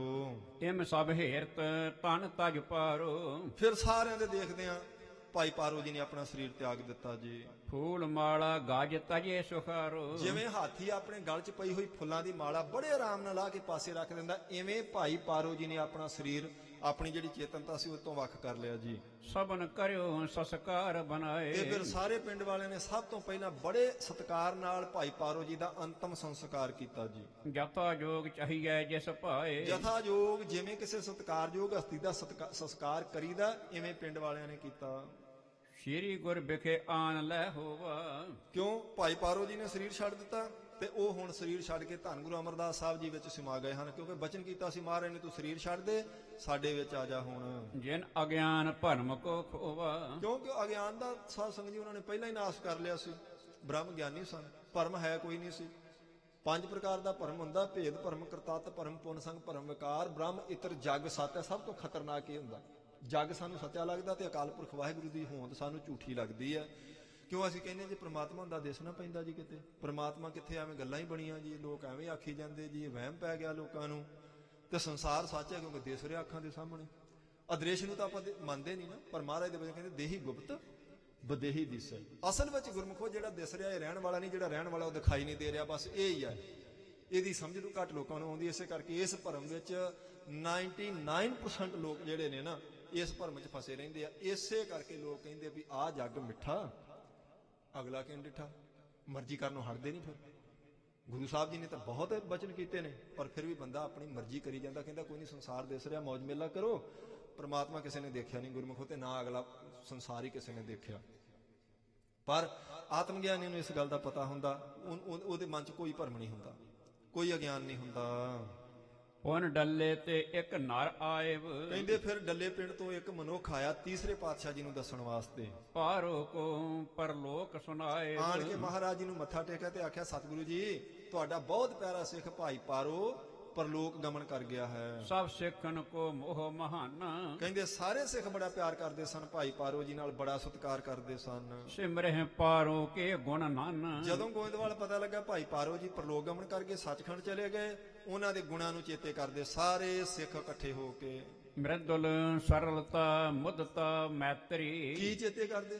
ਕਹਿੰਦੇ ਬੜਾ ਮਿਰਦਲ ਸੁਭਾਅ ਸੀ ਜੀ ਭਾਈ ਪਾਰੋ ਜੀ ਦਾ, ਬੜਾ ਹੀ ਨਿਮਰਤਾ ਵਾਲਾ ਸੁਭਾਅ ਸੀ, ਸਰਲਤਾ ਸਿੱਧਾ ਸੁਭਾਅ ਸੀ, ਭਾਵ ਹੇਰਾ ਫੇਰੀਆਂ ਨਹੀਂ ਸੀ ਹੈਗੀਆਂ, ਚਲਾਕੀਆਂ ਨਹੀਂ ਸੀ ਹੈਗੀਆਂ, ਛਲ ਫਰੇਬ ਨਹੀਂ ਸੀ ਹੈਗਾ ਜਿਹੜਾ ਆਪਣੇ 'ਚ ਹੁੰਦਾ ਨਾ। ਆਪਾਂ ਕਿਸੇ ਨਾਲ ਠੱਗੀ ਮਾਰ ਕੇ ਬੜੇ ਪ੍ਰਸੰਨ ਹੁੰਨੇ ਤੇ ਫਿਰ ਆਪਣੇ ਆਪ 'ਚ ਇੱਕ ਖੁਸ਼ੀ ਜੀ ਹੁੰਦੀ, ਦੇਖੋ ਮੈਂ ਪਤਾ ਨਹੀਂ ਲੱਗਣ ਦਿੱਤਾ ਬੰਦੇ ਨੂੰ, ਠੱਗ ਲਿਆ, ਛੱਡ ਲਿਆ ਮੈਂ, ਦੇਖੋ ਇਹਨੂੰ ਪਤਾ, ਖੁਸ਼ੀ ਜੀ ਬੜੀ ਹੁੰਦੀ ਵੀ ਮੈਂ ਕਿੰਨਾ ਚਲਾਕ ਆ, ਮੈਨੂੰ ਪਤਾ ਨਹੀਂ ਲੱਗਣ ਦਿੱਤਾ। ਪਰ ਗੁਰਮੁਖ ਕਹਿੰਦੇ, ਗੁਰਮੁਖੋ ਕਿਸੇ ਵੀ ਬੰਦੇ ਨਾਲ ਇੱਕ ਵਾਰ ਠੱਗੀ ਮਾਰਨ ਨਾਲੋਂ ਚੰਗਾ 100 ਵਾਰ ਬੰਦਾ ਆਪ ਠੱਗਿਆ ਜਾਵੇ ਤੇ ਨੁਕਸਾਨ ਕੋਈ ਨਹੀਂ। ਜੇ ਕਿਸੇ ਨੂੰ ਛੱਡਦਾ ਠੱਗਦਾ ਤੇ ਇਹ ਨੁਕਸਾਨ ਠੱਗਣ ਵਾਲੇ ਦਾ। ਚਲਾਕੀ ਨਾ ਸਮਝੇ ਆਪਣੀ, ਇਹ ਨਾ ਸਮਝੇ ਮੈਂ ਦਾ ਓਵਰ ਕਲੈਵਰੀ ਕਰੇ ਵੀ ਮੈਨੇ ਵੇਖੋ ਜੀ ਪਤਾ ਨਹੀਂ ਲੱਗਣ ਦਿੱਤਾ। ਨਹੀਂ ਨਹੀਂ, ਉਹ ਕਿਸੇ ਨੂੰ ਕੀ ਠੱਗ ਰਿਹਾ, ਆਪਣੇ ਆਪ ਨੂੰ ਠੱਗ ਰਿਹਾ ਹੁੰਦਾ ਅਸਲ ਵਿੱਚ।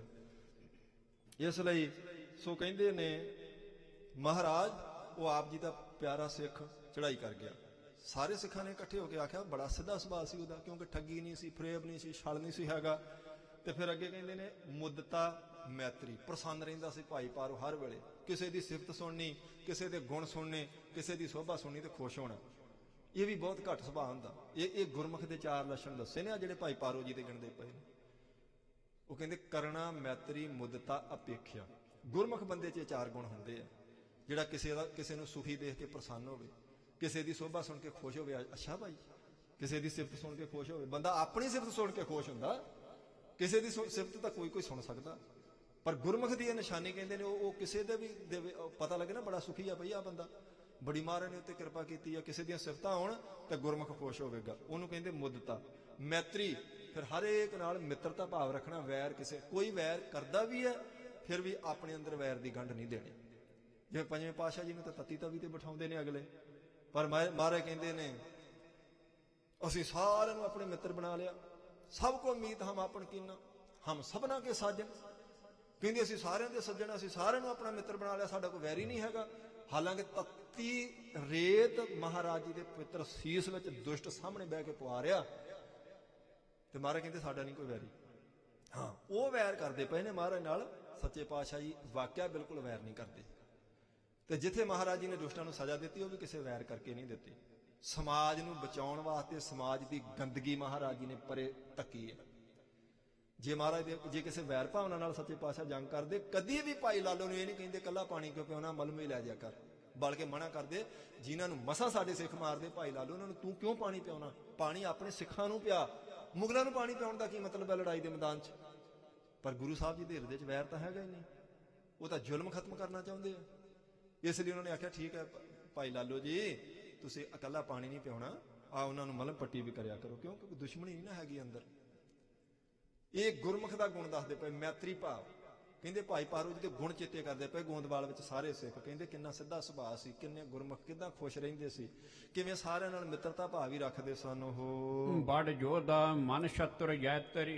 ਏਡੇ ਵੱਡੇ ਯੋਧੇ ਸਨ ਵੀ ਜਿਨ੍ਹਾਂ ਨੇ ਆਪਣਾ ਸ਼ਤਰੂ ਮਨ ਸੀ ਨਾ, ਮਨ ਸਭ ਤੋਂ ਵੱਡਾ ਵੈਰੀ ਆ, ਉਹਨੂੰ ਜਿੱਤਿਆ ਹੋਇਆ ਸੀ ਭਾਈ ਪਾਰੋ ਜੀ ਨੇ। ਜਿਵੇਂ ਉਹਨਾਂ ਨੇ ਆਖਿਆ ਨਾ ਭਰਤਰੀ ਜੀ ਨੇ, ਮਨ ਰਿਪ ਜੀਤਾ ਸਭ ਰਿਪ ਜੀਤੇ, ਮਨ ਰਿਪ ਜੀਤਾ ਸਭ। ਮਨ ਵੈਰੀ ਹੈ, ਕਹਿੰਦੇ ਜਿਹਨੇ ਮਨ ਜਿੱਤ ਲਿਆ, ਮਨ ਜੀਤਾ ਜਗ ਜੀਤ, ਗੁਰੂ ਸਾਹਿਬ ਦੇ ਬਚਨ। ਉਹ ਮਨ ਨੂੰ ਆਪਣੇ ਨੂੰ ਜਿੱਤਿਆ ਹੋਇਆ ਸੀ ਇਹਨੇ ਭਾਈ ਪਾਰ। ਕਿਵੇਂ ਮਨ ਦਾ ਜਿੱਤਣਾ ਜੀ? ਚਲੋ ਆਪਾਂ ਬਾਹਰ ਤਾਂ ਨਹੀਂ ਜਾਣਾ, ਪਰ 2 ਸਕਿੰਟਾਂ ਵਾਸਤੇ ਆਪਾਂ ਜਿਵੇਂ ਮਨ ਕਰਦਾ, ਇਸ ਵੇਲੇ ਸ਼ਾਮਾਂ ਪਈਆਂ ਜੀ, ਚਲੋ ਲਾਓ 2 ਘੁੱਟ, ਤੇ ਮਨ ਦੀ ਮਰਜ਼ੀ ਨਹੀਂ ਕਰਨੀ। ਆਖਣਾ ਨੇ ਗੁਰੂ ਸਾਹਿਬ ਮਨਾ ਕਰਦੇ, ਇਸ ਕਰਕੇ ਆਪਾਂ ਇਹ ਕੰਮ ਨਹੀਂ ਕਰਨਾ ਭਾਈ। ਮਨ ਦੀ ਮਰਜ਼ੀ ਨਹੀਂ ਹੋਣ ਦਿੱਤੀ, ਸਮਝ ਲਓ ਮਨ ਤੇ ਕਾਬੂ ਪੈ ਗਿਆ ਤੁਹਾਡਾ, ਜਿੱਤ ਲਿਆ ਤੁਸੀਂ ਮਨ। ਤੇ ਜਿਨ੍ਹਾਂ ਦੇ ਮਨ ਨੇ ਬੰਦੇ ਦੇ ਉੱਤੇ ਕਾਬੂ ਪਾਇਆ ਹੁੰਦਾ, ਉਹ ਕਹਿੰਦਾ ਨਹੀਂ ਅੱਜ ਤਾਂ ਬੱਦਲ ਜਿਹਾ ਵੀ ਹੋਇਆ, ਥੋੜੀ ਕਿਤੇ ਡਾਕਟਰ ਵੀ ਨਹੀਂ ਮਨਾ ਕਰਦੇ। ਪਰ ਜਿਹਨੇ ਮਨ ਜਿੱਤਿਆ, ਉਹ ਮਨ ਦੀ ਮਰਜ਼ੀ ਨਹੀਂ ਕਰਦਾ, ਗੁਰੂ ਦੀ ਮਰਜ਼ੀ ਅਨੁਸਾਰ ਚੱਲੇਗਾ। ਗੁਰੂ ਸਾਹਿਬ ਕੀ ਬਚਨ ਕਰਦੇ ਨੇ, ਉਹਦੇ ਅਨੁਸਾਰ ਚੱਲਣਾ। ਭਾਈ ਪਾਰੋ ਜੀ ਨੇ ਸਭ ਤੋਂ ਵੱਡਾ ਵੈਰੀ ਆਪਣਾ ਮਨ ਜਿੱਤ ਲਿਆ ਸੀ, ਤੇ ਜਿੱਤਿਆ ਹੋਇਆ ਮਨ ਸਭ ਤੋਂ ਵੱਡਾ ਮਿੱਤਰ ਬਣ ਜਾਂਦਾ ਜੀ। ਫਿਰ ਕਬੀਰ ਸਾਹਿਬ ਨੇ ਕਿਹਾ ਇਹ ਮਨ ਸ਼ਕਤੀ, ਇਹ ਮਨ ਸੀਓ, ਇਹ ਮਨ ਪੰਚ ਤਤ ਤੇ ਜੀਓ, ਇਹ ਮਨ ਲੈ ਜਾਓ ਅਨਮਨ ਰਹੇ ਤੋ 3 ਲੋਕ ਕੀ ਬਾਤਾਂ ਕਹੇ। ਕਬੀਰ ਸਾਹਿਬ ਦੇ ਬਚਨ ਕਹਿੰਦੇ ਜਦੋਂ ਮਨ ਮਿੱਤਰ ਬਣ ਜੇ, 3 ਲੋਕਾਂ ਵਿੱਚ ਕੀ ਹੋ ਰਿਹਾ ਗੁਰਮੁਖੋ ਤੁਹਾਡਾ ਮਨ ਹੀ ਤੁਹਾਨੂੰ ਦੱਸੇਗਾ, ਕਿਉਂਕਿ ਜੋਤ ਸਰੂਪ ਹੋ ਗਿਆ। ਜਿੱਤ ਲਿਆ ਤੁਸੀਂ, ਹੁਣ ਆਪਣੇ ਮਨ ਨੂੰ ਕਾਬੂ ਕਰ ਲਿਆ ਹੈ। ਤਰਵਰ ਸੰਸਰ ਪਰਉਪਕਾਰੀ। ਕਹਿੰਦੇ ਦਰਖਤ, ਤਰਵਰ ਕਹਿੰਦੇ ਰੁੱਖ ਨੂੰ, ਫਲੇ ਹੋਏ ਰੁੱਖ ਦੀ ਤਰ੍ਹਾਂ ਪਰਉਪਕਾਰੀ ਸੀ ਭਾਈ ਪਾਰੋ। ਇਹ ਸਿੱਖ ਕਹਿ ਰਹੇ ਨੇ ਗੋਇੰਦਵਾਲ 'ਚ ਬੈਠੇ, ਜਿਵੇਂ ਰੁੱਖ ਸਾਹਿਬ ਸੰਗਤ ਜੀ ਹਰੇਕ ਨੂੰ ਛਾਂ ਦਿੰਦਾ, ਫਲ ਦਿੰਦਾ, ਇਸੇ ਤਰ੍ਹਾਂ ਭਾਈ ਪਰਉਪਕਾਰੋ ਜੀ ਕਹਿੰਦੇ ਭਾਈ ਪਾਰੋ ਜੀ ਦਾ ਪਰਉਪਕਾਰੀ ਸੁਭਾਅ ਸੀ। ਹਰੇਕ ਦੇ ਨਾਲ ਪ੍ਰੇਮ ਰੱਖਣਾ। ਸਹਿਨਸ਼ੀਲ ਔਰ ਧੀਰਜ ਧਾਰੀ, ਕਹਿੰਦੇ ਬਹੁਤ ਸਹਿਣਸ਼ੀਲ ਸੁਭਾਅ ਤੇ ਧੀਰਜ ਧਾਰੀ ਭਾਈ ਪਾਰੋ ਜੀ। ਸਤਿਗੁਰ ਸਿੱਖਨ ਕੋ ਸਮਝਾਇਬ, ਮਹਾਰਾਜ ਸੱਚੇ ਪਾਤਸ਼ਾਹ ਜੀ ਨੇ ਫਿਰ ਸਿੱਖਾਂ ਨੂੰ ਸਮਝਾਇਆ। ਹੈ ਤਾਂ ਗੁਣੀ ਚੇਤੇ ਕਰ ਰਹੇ ਨੇ ਭਾਈ ਪਾਰੋ ਜੀ ਦੇ, ਪਰ ਬਰਾਗ ਵੀ ਆ ਰਿਹਾ ਨਾਲ ਨਾਲ, ਭਈ ਇੰਨੇ ਪਿਆਰੇ ਗੁਰੂ ਕੇ ਸਿੱਖ ਚੜ੍ਹਾਈ ਕਰ ਗਏ, ਪਰਲੋਕ ਚਲੇ ਗਏ। ਉਹਨਾਂ ਨੂੰ ਬਰਾਗੀ ਹੋਇਆ ਦੇਖ ਕੇ ਤੀਸਰੇ ਪਾਤਸ਼ਾਹ ਜੀ ਨੇ ਸਮਝਾਇਆ ਸਿੱਖਾਂ ਨੂੰ। ਇਹ ਆਨੰਦ ਕੇ ਸਿੰਧ ਸਮਾਇਬ, ਆਖਿਆ ਗੁਰਮੁਖੋ ਉਹ ਤਾਂ ਆਨੰਦ ਦੇ ਸਮੁੰਦਰ ਚ ਸਮਾ ਗਿਆ ਭਾਈ ਪਾਰੋ, ਉਹ ਕਿਤੇ ਜੂਨਾ ਚ ਥੋੜੋ ਗਿਆ, ਜਮਾਂ ਦੇ ਵਸ ਨਹੀਂ ਪਿਆ। ਉਹ ਆਨੰਦ ਦੇ ਸਮੁੰਦਰ, ਆਨੰਦ ਦਾ ਸਮੁੰਦਰ ਕੌਣ ਹੈ? ਅਕਾਲ ਪੁਰਖ ਵਾਹਿਗੁਰੂ। ਆਨੰਦ ਦਾ ਸਮੁੰਦਰ ਕੌਣ? ਤੀਸਰੇ ਪਾਤਸ਼ਾਹ ਜੀ, ਕਿਉਂਕਿ ਪਰਮੇਸ਼ਰ ਸਰੂਪ ਨੇ, ਤੇ ਉਹ ਤੀਸਰੇ ਪਾਤਸ਼ਾਹ ਵਿੱਚ ਹੀ ਆ ਗਿਆ। ਮਹਾਰਾਜ ਨੇ ਆਖਿਆ ਉਹ ਤਾਂ ਖੁਸ਼ੀ ਦੇ ਆਨੰਦ ਦੇ ਸਮੁੰਦਰ ਚ ਸਮਾ ਗਿਆ, ਇਸ ਕਰਕੇ ਗੁਰਮੁਖੋ ਬਰਾਗ ਨਾ ਕਰੋ ਤੁਸੀਂ। ਅਸ ਨ ਰਹੋਤ ਨਾ ਸੋਚਨ ਜੋਗ, ਮਹਾਰਾਜ ਨੇ ਆਖਿਆ ਇਹੋ ਜਿਹੇ ਗੁਰਮੁਖਾਂ ਦੇ ਵਾਸਤੇ ਚਿੰਤਾ ਨਹੀਂ ਕਰਨੀ ਚਾਹੀਦੀ। ਬ੍ਰਹਮ ਗਿਆਨ ਸੋ ਜਿਨ ਕੋ ਜੋਗ, ਜਿਹੜੇ ਬ੍ਰਹਮ ਗਿਆਨ ਨਾਲ ਜੁੜੇ ਸਨ, ਜਿਹੜੇ ਬ੍ਰਹਮ ਗਿਆਨ ਵਿੱਚ ਮਿਲੇ ਨੇ, ਏਕਮੇਕ ਹੋਏ ਨੇ, ਉਹਨਾਂ ਦੇ ਚਲੇ ਜਾਣ ਤੋਂ ਬਾਅਦ ਚਿੰਤਾ ਨਹੀਂ ਕਰੀਦੀ, ਉਹਨਾਂ ਦੇ ਜਾਣ ਤੋਂ ਬਾਅਦ ਸੋਗ ਨਹੀਂ ਕਰੀਦਾ। ਸੰਤ ਮੂਏ ਕਹਿ ਰੋਈਆ ਜੋ ਆਪਣੇ ਗ੍ਰਹਿ ਜਾਏ, ਗੁਰੂ ਸਾਹਿਬ ਦੇ ਬਚਨ ਕਹਿੰਦੇ ਸੰਤ ਦੇ ਮਨ ਤੋਂ ਕੀ ਰੋਣਾ ਗੁਰਮੁਖੋ, ਤੇ ਆਪਣੇ ਘਰ ਗਿਆ। ਤੇ ਆਪਣੇ ਘਰ ਜਾਣਾ ਸਾਰਿਆਂ ਲਈ ਸੁਖਦਾਈ ਹੁੰਦਾ। ਬੰਦਾ ਜਦੋਂ ਆਪਣੇ ਘਰ ਜਾਂਦਾ ਬਹੁਤ ਪ੍ਰਸੰਨਤਾ ਹੁੰਦੀ। ਤੇ ਮਹਾਰਾਜ ਦੇ ਬਚਨੋਂ ਕਹਿੰਦੇ ਸੰਤ ਦੇ ਮਰਿਆ ਥੋੜਾ ਰੋਣਾ ਹੁੰਦਾ ਗੁਰਮੁਖੋ, ਉਹ ਤਾਂ ਆਪਣੇ ਘਰ ਨੂੰ ਗਿਆ। ਰੋ ਸਾਖਤ ਵਾਪਰੇ ਜੋ ਹਾਟੇ ਹਾੜਬਗ, ਜਿਹਨੇ ਜੂਨਾ ਚ ਤੁਰੇ ਫਿਰਨਾ, ਸਾਖਤ ਦੇ ਮਰਿਆ ਰੋਣਾ ਚਾਹੀਦਾ। ਕਿਉਂ ਰੋਣਾ ਚਾਹੀਦਾ? ਇੰਨਾ ਚੰਗਾ, ਇੰਨਾ ਕੀਮਤੀ ਮਹਾਰਾਜ ਨੇ ਮਨੁੱਖਾ ਜਨਮ ਦਿੱਤਾ ਸੀ। ਇਹ ਸਾਖਤ ਬੰਦੇ ਨੇ ਸਾਰੀ ਉਮਰ ਪ੍ਰਮਾਤਮਾ ਨੂੰ ਚੇਤੇ ਨਹੀਂ ਕੀਤਾ, ਗਵਾ ਲਿਆ ਭਾਈ। ਇਸ ਕਰਕੇ ਕਹਿੰਦੇ ਉਹਦੇ ਲਈ ਤਾਂ ਫਿਕਰ ਕਰੋ, ਚਿੰਤਾ ਕਰੋ।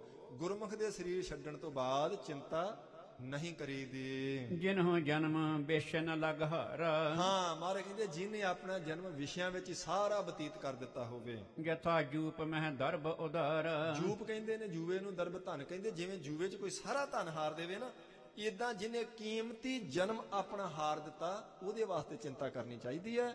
ਗੁਰਮੁਖ ਦੇ ਜਾਣ ਤੋਂ ਬਾਅਦ ਫਿਕਰ ਨਹੀਂ ਕਰਨ ਦੀ ਲੋੜ ਹੁੰਦੀ। ਨਹਿ ਗੁਰ ਸ਼ਬਦ ਜਿਨਹੁ ਕਬ ਸੁਨਿਓ, ਕਹਿੰਦੇ ਜਿਨ੍ਹਾਂ ਨੇ ਸਾਰੀ ਉਮਰ ਕਦੇ ਗੁਰੂ ਦਾ ਸ਼ਬਦ ਨਹੀਂ ਸੁਣਿਆ, ਆਪਣੇ ਕੰਨ 'ਚ ਪੈਣ ਹੀ ਨਹੀਂ ਦਿੱਤੀ ਮਹਾਰਾਜ ਦੀ ਬਾਣੀ, ਜਿਨ੍ਹਾਂ ਨੇ ਸਤ ਸੰਗਤ ਸਤ ਨਾਮ ਨ ਭਨਿਓ, ਜਿਨ੍ਹਾਂ ਕਦੀ ਸਤ ਸੰਗਤ ਨਹੀਂ ਕੀਤੀ ਤੇ ਕਦੇ ਸਤਨਾਮ ਵਾਹਿਗੁਰੂ ਨੇ ਆਖਿਆ ਆਪਣੀ ਰਸਨਾ ਤੋਂ। ਮਾਰੇ ਕਹਿੰਦੇ ਉਹਨਾਂ ਦੇ ਜਾਣ ਤੋਂ ਰੋਣਾ ਵੀ ਚਾਹੀਦਾ, ਦੁੱਖ ਵੀ ਮਨਾਉਣਾ ਚਾਹੀਦਾ। ਇਸ ਬੰਦੇ ਨੇ ਸਾਰੀ ਜ਼ਿੰਦਗੀ ਆਪਣੀ ਵਿਅਰਥ ਗਵਾ ਲਈ ਭਾਈ, ਜਿਹਨੇ ਸੰਗਤ ਕਦੇ ਨਹੀਂ ਕੀਤੀ, ਸਤਨਾਮ ਕਦੇ ਨਹੀਂ ਆਖਿਆ, ਉਸ ਦੇ ਵਾਸਤੇ ਤਾਂ ਫਿਕਰ ਕਰਨਾ ਬਣਦਾ ਹੈ। ਸੇ ਸੋਚਨ ਕੇ ਯੋਗ ਸਭਨ ਕੇ, ਮਹਾਰਾਜ ਨੇ ਆਖਿਆ ਉਹ ਜੇ ਚਿੰਤਾ ਕਰਨ ਦੇ ਯੋਗ। ਸੋਚਣ ਦਾ ਅਰਥ ਹੁੰਦਾ ਚਿੰਤਾ ਕਰਨੀ, ਫਿਕਰ ਕਰਨਾ। ਮਤਲਬ ਇਹ ਕਹਿਣਾ ਵੀ ਬੰਦੇ ਦਾ ਜਨਮ ਐਵੇਂ ਚਲੇ ਗਿਆ ਭਾਈ। ਜਿਸ ਬੰਦੇ ਨੇ ਸ਼ਬਦ ਨਹੀਂ ਕੰਨਾਂ 'ਚ ਪੈਣ ਦਿੱਤਾ, ਸੰਗਤ ਕਦੇ ਨਹੀਂ ਕੀਤੀ, ਸਤਨਾਮ ਵਾਹਿਗੁਰੂ ਕਦੇ ਨਹੀਂ ਆਖਿਆ, ਮਹਾਰਾਜ ਕਹਿੰਦੇ ਉਹ ਜਾਵੇ ਤੇ ਜ਼ਰੂਰ ਫਿਕਰ ਕਰੀਦਾ, ਜ਼ਰੂਰ ਚਰਚਾ ਕਰੀਦੀ, ਜ਼ਰੂਰ ਚਿੰਤਾ ਕਰੀਦੀ ਹੈ। ਜੋ ਤਤ ਪਰ ਨਹਿ ਗੁਰੂ ਜਜਨ ਕੇ, ਜਜਨ ਦਾ ਅਰਥ ਹੁੰਦਾ ਉਵੇਂ ਪੂਜਾ ਕਰਨੀ, ਸਤਿਕਾਰ ਕਰਨਾ। ਕਹਿੰਦੇ ਜਿਹਨੇ ਕਦੇ ਮਹਾਰਾਜ ਜੀ ਦੇ ਸਤਿਕਾਰ ਲਈ ਤਤਪਰ ਨਹੀਂ ਆਪਣਾ ਸਰੀਰ ਕੀਤਾ, ਜੋ ਤਤਪਰਨ ਹੈ ਗੁਰ ਜਜਨ। ਜਿਹਨੇ ਗੁਰੂ ਸਾਹਿਬ ਜੀ ਦੇ ਸਤਿਕਾਰ ਲਈ ਕਦੀ ਉਦਮ ਹੀ ਨਹੀਂ ਕੀਤਾ, ਕਿਉਂਕਿ ਸਤਿਕਾਰ ਲਈ ਤਾਂ ਉਦਮ ਕਰਨਾ ਪੈਂਦਾ ਨਾ। ਮੰਨ ਲਓ ਆਪਾਂ ਬੈਠੇ ਆ, ਮਹਾਰਾਜ ਦੀ ਸਵਾਰੀ ਆਉਂਦੀ ਤਾਂ ਉੱਠਣਾ ਤਾਂ ਪਵੇਗਾ, ਜੋੜਾ ਲਾਉਣਾ ਪਵੇਗਾ, ਛੇਤੀ ਹੱਥ ਜੋੜਨੇ ਪੈਣੇ, ਤਤਪਰ ਹੋਣਾ ਪੈਂਦਾ ਉਸ ਵੇਲੇ। ਮਹਾਰਾਜ ਦੀ ਸਵਾਰੀ ਆ ਰਹੀ ਭਾਈ ਗੁਰੂ ਸਾਹਿਬ ਜੀ ਦੀ। ਮੰਨ ਲਓ ਨਗਰ ਕੀਰਤਨ ਨਿਕਲਣਾ, ਆਪਾਂ ਨੂੰ ਯਤਨ ਕਰਨਾ ਪੈਣਾ, ਛੇਤੀ ਉੱਠੀਏ, ਤਿਆਰ ਹੋਈਏ, ਨਿਤਨੇਮ ਕਰੀਏ, ਫਿਰ ਆਪਾਂ ਨਗਰ ਕੀਰਤਨ ਜਾਣਾ। ਕਿਉਂਕਿ ਨਗਰ ਕੀਰਤਨ 'ਚ ਗੁਰੂ ਸਾਹਿਬ ਜੀ ਚੱਲ ਰਹੇ ਸੰਗਤ ਦੀ ਅਗਵਾਈ ਕਰਕੇ, ਤੇ ਆਪਾਂ ਦਰਸ਼ਨ ਕਰਨੇ ਆ, ਨਾਲ ਹੀ ਮਹਾਰਾਜ ਦੇ ਨਾਲ ਹੀ ਸੰਗਤ ਦੇ ਹੋ ਜਾਣਗੇ। ਪਰ ਤਤਪਰ ਤਾਂ ਹੋਣਾ ਪਵੇਗਾ, ਉਦਮ ਤਾਂ ਕਰਨਾ ਪਵੇਗਾ ਨਾ।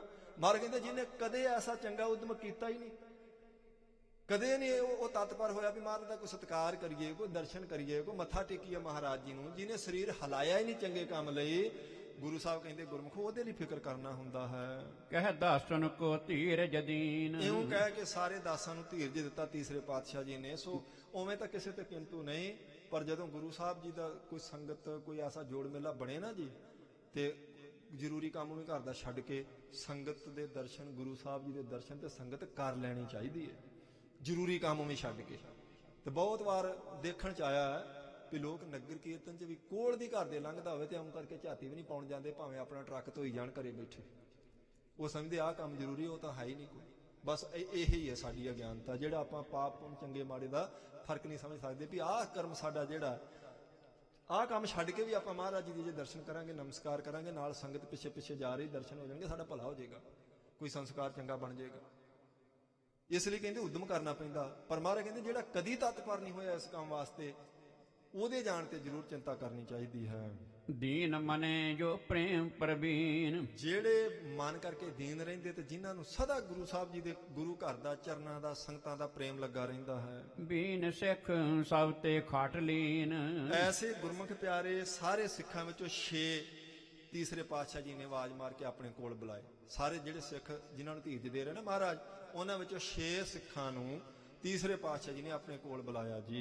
ਲੀਨ ਪ੍ਰੇਮ ਮਹਿ ਜਿਨ ਮਨ ਕੀਨ, ਕਿਹਨਾਂ ਨੂੰ? ਜਿਨ੍ਹਾਂ ਦਾ ਮਨ ਨੂੰ ਬਹੁਤ ਜ਼ਿਆਦਾ ਪ੍ਰੇਮ ਸੀ, ਗੁਰੂ ਸਾਹਿਬ ਜੀ ਦੇ ਚਰਨਾਂ ਦੇ ਪ੍ਰੇਮ ਵਿੱਚ ਲੀਨ ਹੋਇਆ ਸੀ ਜਿਨ੍ਹਾਂ ਦਾ ਮਨ।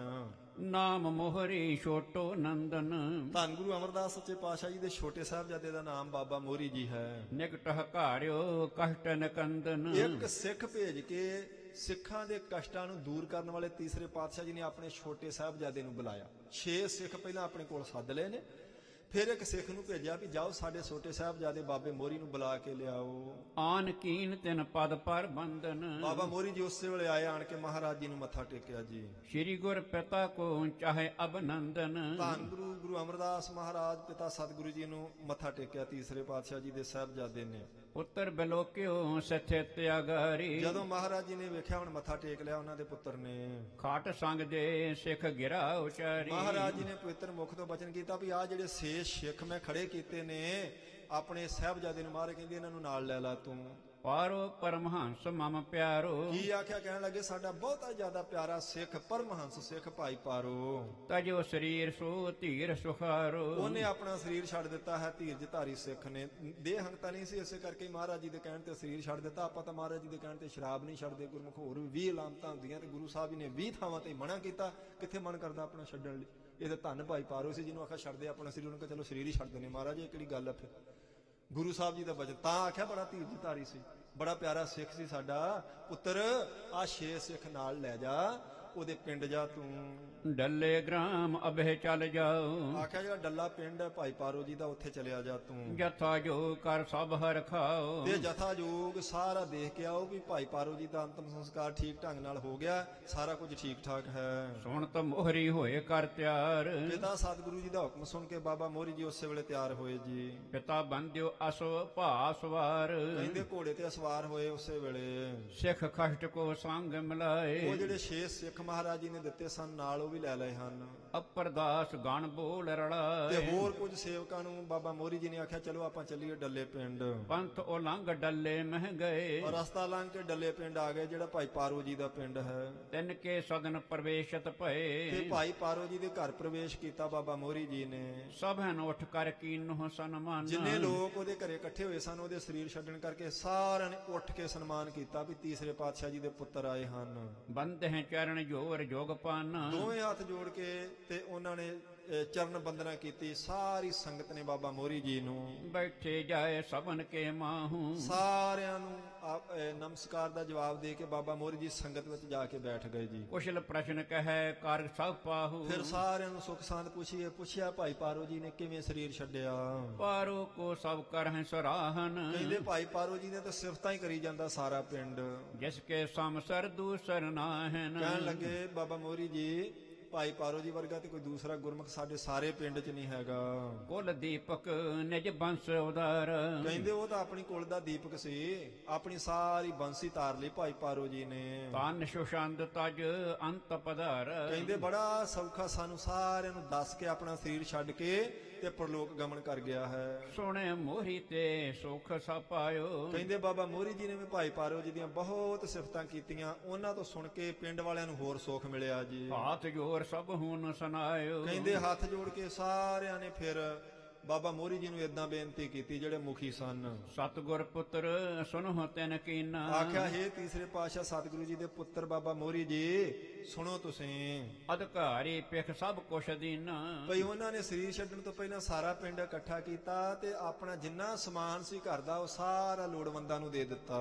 ਸਤਿਗੁਰ ਕਾਰਨ ਜਾਨ ਪਰਬੀਨ, ਕਹਿੰਦੇ ਸਤਿਗੁਰੂ ਸੱਚੇ ਪਾਤਸ਼ਾਹ ਜੀ ਵਾਸਤੇ ਉਸ ਗੁਰੂ ਕੇ ਸਿੱਖ ਨੇ ਭਾਈ ਪਾਰੋ ਨੇ ਬੀਨ ਤੀਨ ਵਸਤੂ ਰਖ ਲੀਨ ਕਹਿੰਦੇ ਸਾਰੀ ਆਪਣੀ ਸਮੱਗਰੀ ਵਿੱਚੋਂ 3 ਵਸਤੂਆਂ ਵੱਖ ਕਰਕੇ ਰੱਖ ਲੀਆਂ ਸਨ, ਬਾਕੀ ਸਾਰੇ ਘਰ ਦਾ ਸਮਾਨ ਉਹਨੇ ਗਰੀਬਾਂ ਨੂੰ ਦੇ ਦਿੱਤਾ ਸੀ। ਲੀਨ ਬਿਰਤੀ ਪਰਮਾਤਮ ਜਾਹੇ ਕਹਿੰਦੇ ਜਿਨ੍ਹਾਂ ਦੀ ਬਿਰਤੀ ਪ੍ਰਮਾਤਮਾ ਵਿੱਚ ਲੀਨ ਰਹਿੰਦੀ ਐਸੇ ਭਾਈ ਪਾਰੋ ਜੀ, ਜਾਹੇ ਨ ਕਹੂੰ ਆਨੰਦ ਕੇ ਮਾਹੇ ਕਹਿੰਦੇ ਉਹਨਾਂ ਕਿੱਥੇ ਜਾਣਾ ਬਾਬਾ ਮੋਹਰੀ ਜੀ, ਉਹ ਤਾਂ ਆਨੰਦ ਵਿੱਚ ਹੀ ਸਮਾਉਣੇ ਸੀ, ਆਨੰਦ ਵਿੱਚ ਹੀ ਸਮਾ ਗਏ। ਸੁੰਦਰ ਚੰਚਲ ਬਲੀ ਸੁਰੰਗਨ ਆਖਿਆ ਜੀ ਫਿਰ ਆ ਜਿਹੜੀਆਂ 3 ਚੀਜ਼ਾਂ ਸੀ ਇਹਦੇ ਵਿੱਚੋਂ ਬਹੁਤ ਬਲੀ, ਬਹੁਤ ਚੰਚਲ, ਬਹੁਤ ਹੀ ਸੁੰਦਰ ਇੱਕ ਘੋੜੀ, ਬਿਦਤ ਸਬਨ ਮਹਾਂ ਏਕ ਤੁਰੰਗਨ ਜਿਹੜੀ ਸਾਰੇ ਪਿੰਡ ਨੂੰ ਵੀ ਪਤਾ, ਸਾਰੇ ਇਲਾਕੇ ਨੂੰ ਵੀ ਪਤਾ ਵੀ ਬਹੁਤ ਸੁੰਦਰ ਘੋੜੀ ਭਾਈ ਪਾਰੋ ਜੀ ਕੋਲ ਹੈ, ਉਹ ਇੱਕ ਘੋੜੀ ਜਿਸ ਕੀ ਸਮਤਾ ਕਰਹਿ ਨਾ ਕੋਈ ਜਿਸ ਦੀ ਬਰਾਬਰਤਾ ਕਈ ਪਿੰਡਾਂ ਵਿੱਚ ਕੋਈ ਘੋੜੀ ਨਹੀਂ ਕਰ ਸਕਦੀ। ਸਤਿਗੁਰ ਹੇਤ ਰਖੀ ਤਿਨ ਸੋਈ ਇਹ ਸੱਚੇ ਪਾਤਸ਼ਾਹ ਜੀ ਵਾਸਤੇ ਭਾਈ ਪਾਰੋ ਜੀ ਨੇ ਛੱਡ ਦਿੱਤੀ ਹੈ, ਸਾਨੂੰ ਆਖਿਆ ਸੀ ਇਹ ਮਹਾਰਾਜ ਜੀ ਕੋਲੇ ਪਹੁੰਚਾਉਣੀ ਹੈ। ਸੂਖਮ ਬਸਤਰ ਮੋਲ ਬਹੁ ਤੇ ਕੇਰੇ ਬਹੁਤ ਕੀਮਤੀ ਸੂਖਮ ਬਸਤਰ ਜਿਹੜੇ ਨੇ, ਇੱਕ ਆ ਜੋੜਾ ਬਸਤਰਾਂ ਦਾ ਸੱਚੇ ਪਾਤਸ਼ਾਹ ਜੀ ਵਾਸਤੇ ਅਣਲੱਗ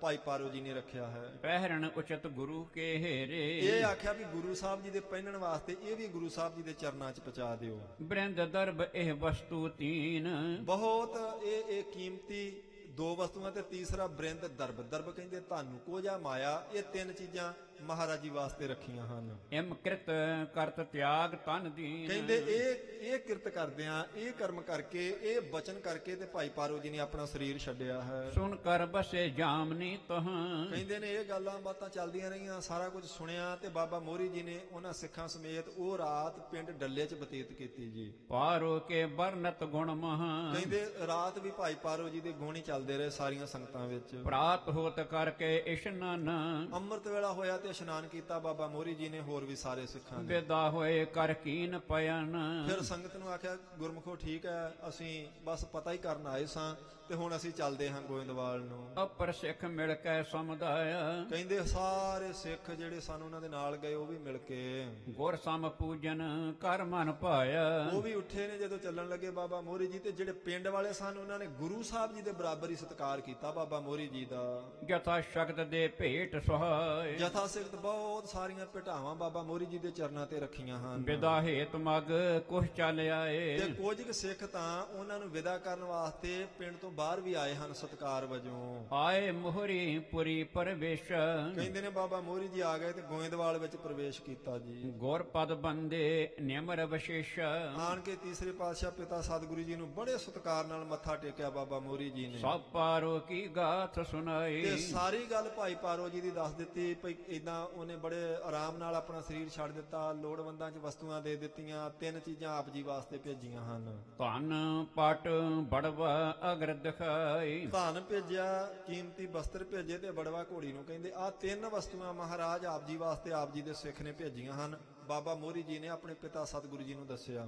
ਪਿਖਿਓ ਪਾਇਨ ਪਾਰੋ ਕੀ ਜਬ ਕਹਿੰਦੇ ਜਦੋਂ ਉਹ ਭਟਾਵਾਂ ਤੀਸਰੇ ਪਾਤਸ਼ਾਹ ਜੀ ਨੇ ਦੇਖੀਆਂ ਜਿਹੜੀਆਂ ਭਾਈ ਪਾਰੋ ਜੀ ਨੇ ਭੇਜੀਆਂ ਹਨ, ਰਾਮਦਾਸ ਜਾਣਿਓ ਅਧਿਕਾਰੀ ਤੇ ਕਹਿੰਦੇ ਉਸ ਵੇਲੇ ਧੰਨ ਗੁਰੂ ਰਾਮਦਾਸ ਸੱਚੇ ਪਾਤਸ਼ਾਹ ਜੀ ਨੂੰ ਆਵਾਜ਼ ਮਾਰ ਕੇ ਆਪਣੇ ਕੋਲ ਬੁਲਾਇਆ ਤੀਸਰੇ ਪਾਤਸ਼ਾਹ ਜੀ ਨੇ। ਇਹ ਜਾਣਿਆ ਵੀ ਆਹ ਜਿਹੜੀਆਂ ਭਟਾਵਾਂ ਭਾਈ ਪਾਰੋ ਜੀ ਨੇ ਭੇਜੀਆਂ, ਇਹਨਾਂ ਦੇ ਅਧਿਕਾਰੀ ਤਾਂ ਚੌਥੇ ਪਾਤਸ਼ਾਹ ਜੀ ਹਨ।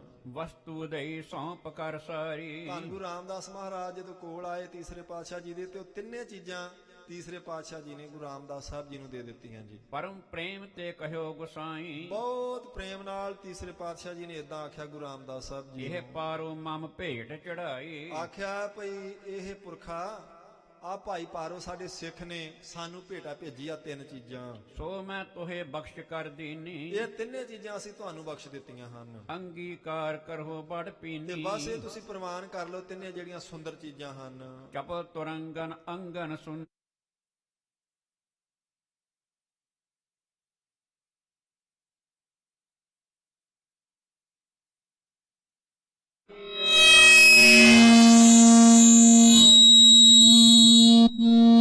ਤੀਸਰੇ ਪਾਤਸ਼ਾਹ ਜੀ ਨੇ ਇਹ ਵੀ ਬਚਨ ਕੀਤਾ ਗੁਰੂ ਰਾਮਦਾਸ ਸਾਹਿਬ ਜੀ ਤਾਂ ਹੀ ਵੀ ਇਹ ਸੁੰਦਰ ਘੋੜੀ ਤੁਸੀਂ ਹੋਰ ਨਹੀਂ ਕਿਸੇ ਨੂੰ ਦੇਣੀ, ਇਹਦੇ ਉੱਪਰ ਆਪ ਸਵਾਰੀ ਅਪਰ ਨਾ ਦੀਜੇ ਆਪ ਅਰੁੱਡ ਹੈ। ਮਹਾਰਾਜ ਨੇ ਆਖਿਆ ਤੁਸੀਂ ਸਵਾਰੀ ਕਰਨੀ ਇਸ ਘੋੜੀ ਤੇ, ਇਹ ਅਸੀਂ ਤੁਹਾਨੂੰ ਬਖਸ਼ਿਸ਼ ਦਿੱਤੀ ਹੈ, ਕਿਸੇ ਨੂੰ ਨਹੀਂ ਦੇਣੀ ਹੈ। ਪਹਿਰੋ ਤਨ ਪਰ ਅੰਬਰ ਰੂਢ ਤੇ ਹੈ ਆਹ ਵਸਤਰ ਸੁੰਦਰ ਵੀ ਜਿਹੜੇ ਸਾਨੂੰ ਭੇਜੇ ਨੇ ਭਾਈ ਪਾਰੋ ਨੇ, ਇਹ ਵੀ ਤੁਸੀਂ ਆਪ ਆਪਣੇ ਸਰੀਰ ਤੇ ਪਹਿਨਣੇ ਹਨ। ਖਰਚੋ ਦਰਬ ਚਾਹੇ ਹੋਏ ਜਿਸਮ ਆਹ ਧਨ ਹੈ, ਜਿੱਥੇ ਤੁਹਾਡਾ ਮਨ ਕਰਦਾ ਤੁਸੀਂ ਖਰਚ ਦੇਣਾ ਹੈ। ਨਹਿ ਅਧਿਕਾਰ ਅਪਰ ਕੋ ਇਸਮ ਇਸ ਧਨ ਨੂੰ ਖਰਚਣ ਦਾ ਹੋਰ ਕਿਸੇ ਨੂੰ ਅਧਿਕਾਰ ਨਹੀਂ, ਇਸ ਘੋੜੀ ਤੇ ਚੜ੍ਹਨ ਦਾ ਹੋਰ ਕਿਸੇ ਨੂੰ ਅਧਿਕਾਰ ਨਹੀਂ, ਆ ਵਸਤਰ ਪਹਿਨਣ ਦਾ ਹੋਰ ਕਿਸੇ ਨੂੰ ਅਧਿਕਾਰ ਨਹੀਂ। ਇਹ ਤਿੰਨੇ ਚੀਜ਼ਾਂ ਅਸੀਂ ਤੁਹਾਨੂੰ ਦਿੱਤੀਆਂ, ਤੁਸੀਂ ਵਰਤਣੀਆਂ ਹਨ। ਲੈ ਕਰ ਨਿਮਰ ਹੋਏ ਪਦ ਬੰਦੇ ਕਹਿੰਦੇ ਲੈ ਕੇ ਤਿੰਨੇ ਵਸਤੂਆਂ ਚੌਥੇ ਪਾਤਸ਼ਾਹ ਜੀ ਨੇ ਬੜੇ ਸ਼ਰਧਾ ਨਾਲ ਮੱਥਾ ਟੇਕਿਆ। ਤੀਸਰੇ ਪਾਤਸ਼ਾਹ ਜੀ ਗੁਰ ਪ੍ਰਸੰਤਾ ਜਨ ਆਨੰਦੇ ਗੁਰੂ ਸਾਹਿਬ ਜੀ ਦੀ ਆਪਣੇ ਤੇ ਪ੍ਰਸੰਨਤਾ ਜਾਣ ਕੇ ਬਹੁਤ ਹੀ ਆਨੰਦ ਵਿੱਚ ਆਇਆ ਚੌਥੇ ਪਾਤਸ਼ਾਹ ਜੀ ਦਾ ਮਨ। ਇੱਥੇ ਸਾਧ ਸੰਗਤ ਜੀ ਸਮਾਂ ਸੰਪੂਰਨਤਾ ਦੇ ਨੇੜੇ ਹੈ। ਧੰਨ ਗੁਰੂ ਅਮਰਦਾਸ ਸੱਚੇ ਪਾਤਸ਼ਾਹ ਜੀ ਕਿਰਪਾ ਕਰਨ, ਤੁਹਾਡੀ ਮੇਰੀ ਸਭ ਦੀ ਹਾਜ਼ਰੀ ਗੁਰੂ ਸਾਹਿਬ ਜੀ ਦੇ ਦਰ ਤੇ ਪ੍ਰਵਾਨ ਹੋਵੇ। ਆਪਣੇ ਮਨ 'ਚ ਕੁਝ ਵਿਸ਼ਵਾਸ, ਕੁਝ ਪ੍ਰਤੀਤ ਸੱਚੇ ਪਾਤਸ਼ਾਹ ਜੀ ਦੇ ਚਰਨਾਂ ਦੀ ਪ੍ਰਪੱਕ ਹੋਵੇ, ਇਹ ਮੇਰੀ ਅਰਦਾਸ ਹੈ। ਕਿਉਂਕਿ ਜੇ ਆਪਣਾ ਗੁਰੂ ਸਾਹਿਬ ਜੀ ਤੇ ਭਰੋਸਾ ਪ੍ਰਪੱਕ ਹੋਵੇਗਾ, ਕੁਝ ਭਾਵਨਾ ਪ੍ਰਪੱਕ ਹੋਵੇਗੀ, ਆਪਣਾ ਜ਼ਰੂਰ ਭਲਾ ਹੋ ਜਾਏਗਾ। ਕੋਈ ਦੁਨੀਆ ਦੀ ਤਾਕਤ ਫਿਰ ਆਪਾਂ ਨੂੰ ਡੋਬ ਨਹੀਂ ਸਕਦੀ, ਰੋਕ ਨਹੀਂ ਸਕਦੀ। ਬਸ ਇਸੇ ਵਿਸ਼ਵਾਸ ਨੂੰ ਪੱਕਾ ਕਰਨ ਵਾਸਤੇ ਆਪਾਂ ਸੰਗਤ 'ਚ ਆਉਂਦੇ ਹਾਂ ਔਰ ਗੁਰ ਇਤਿਹਾਸ ਤੇ ਗੁਰੂ ਬਾਣੀ ਦੀ ਕਥਾ ਸਰਵਣ ਕਰਦੇ ਹਾਂ। ਸਤਿਗੁਰੂ ਜੀ ਰਹਿਮਤ ਕਰਨ ਜੀ, ਭੁੱਲਾਂ ਚੁੱਕਾਂ ਦੀ ਖਿਮਾ ਬਖਸ਼ ਦੇਣੀ। ਜਿਵੇਂ ਗੁਰੂ ਸਾਹਿਬ ਜੀ ਕਿਰਪਾ ਕਰਨਗੇ, ਕੱਲ ਸ਼ਾਮ ਨੂੰ ਇੱਥੋਂ ਅੱਗੇ ਆਪਾਂ ਕਥਾ ਤੋਰਾਂਗੇ ਜੀ। 2 ਪੰਕਤੀਆਂ ਦਾ ਪਾਠ ਗੁਰਮੁਖਾਂ ਤੋਂ ਸਰਵਣ ਕਰੀਏ, ਫਿਰ ਆਪਾਂ ਫਤਿਹ ਬੁਲਾਈਏ। ਅਗਲਾ ਪ੍ਰੋਗਰਾਮ ਗੁਰਮੁਖਾਂ ਤੋਂ ਆਪ ਜੀ ਨੇ ਸਰਵਣ ਕਰਨਾ ਜੀ। ਲੈ ਕਰ ਨਿਮਰ ਹੋਏ ਪਦ ਬੰਦੇ ਗੁਰ ਪ੍ਰਸੰਤਾ ਜਾਣ ਆਨੰਦੇ। ਵਾਹਿਗੁਰੂ ਜੀ ਕਾ ਖਾਲਸਾ ਵਾਹਿਗੁਰੂ ਜੀ ਕੀ ਫਤਿਹ।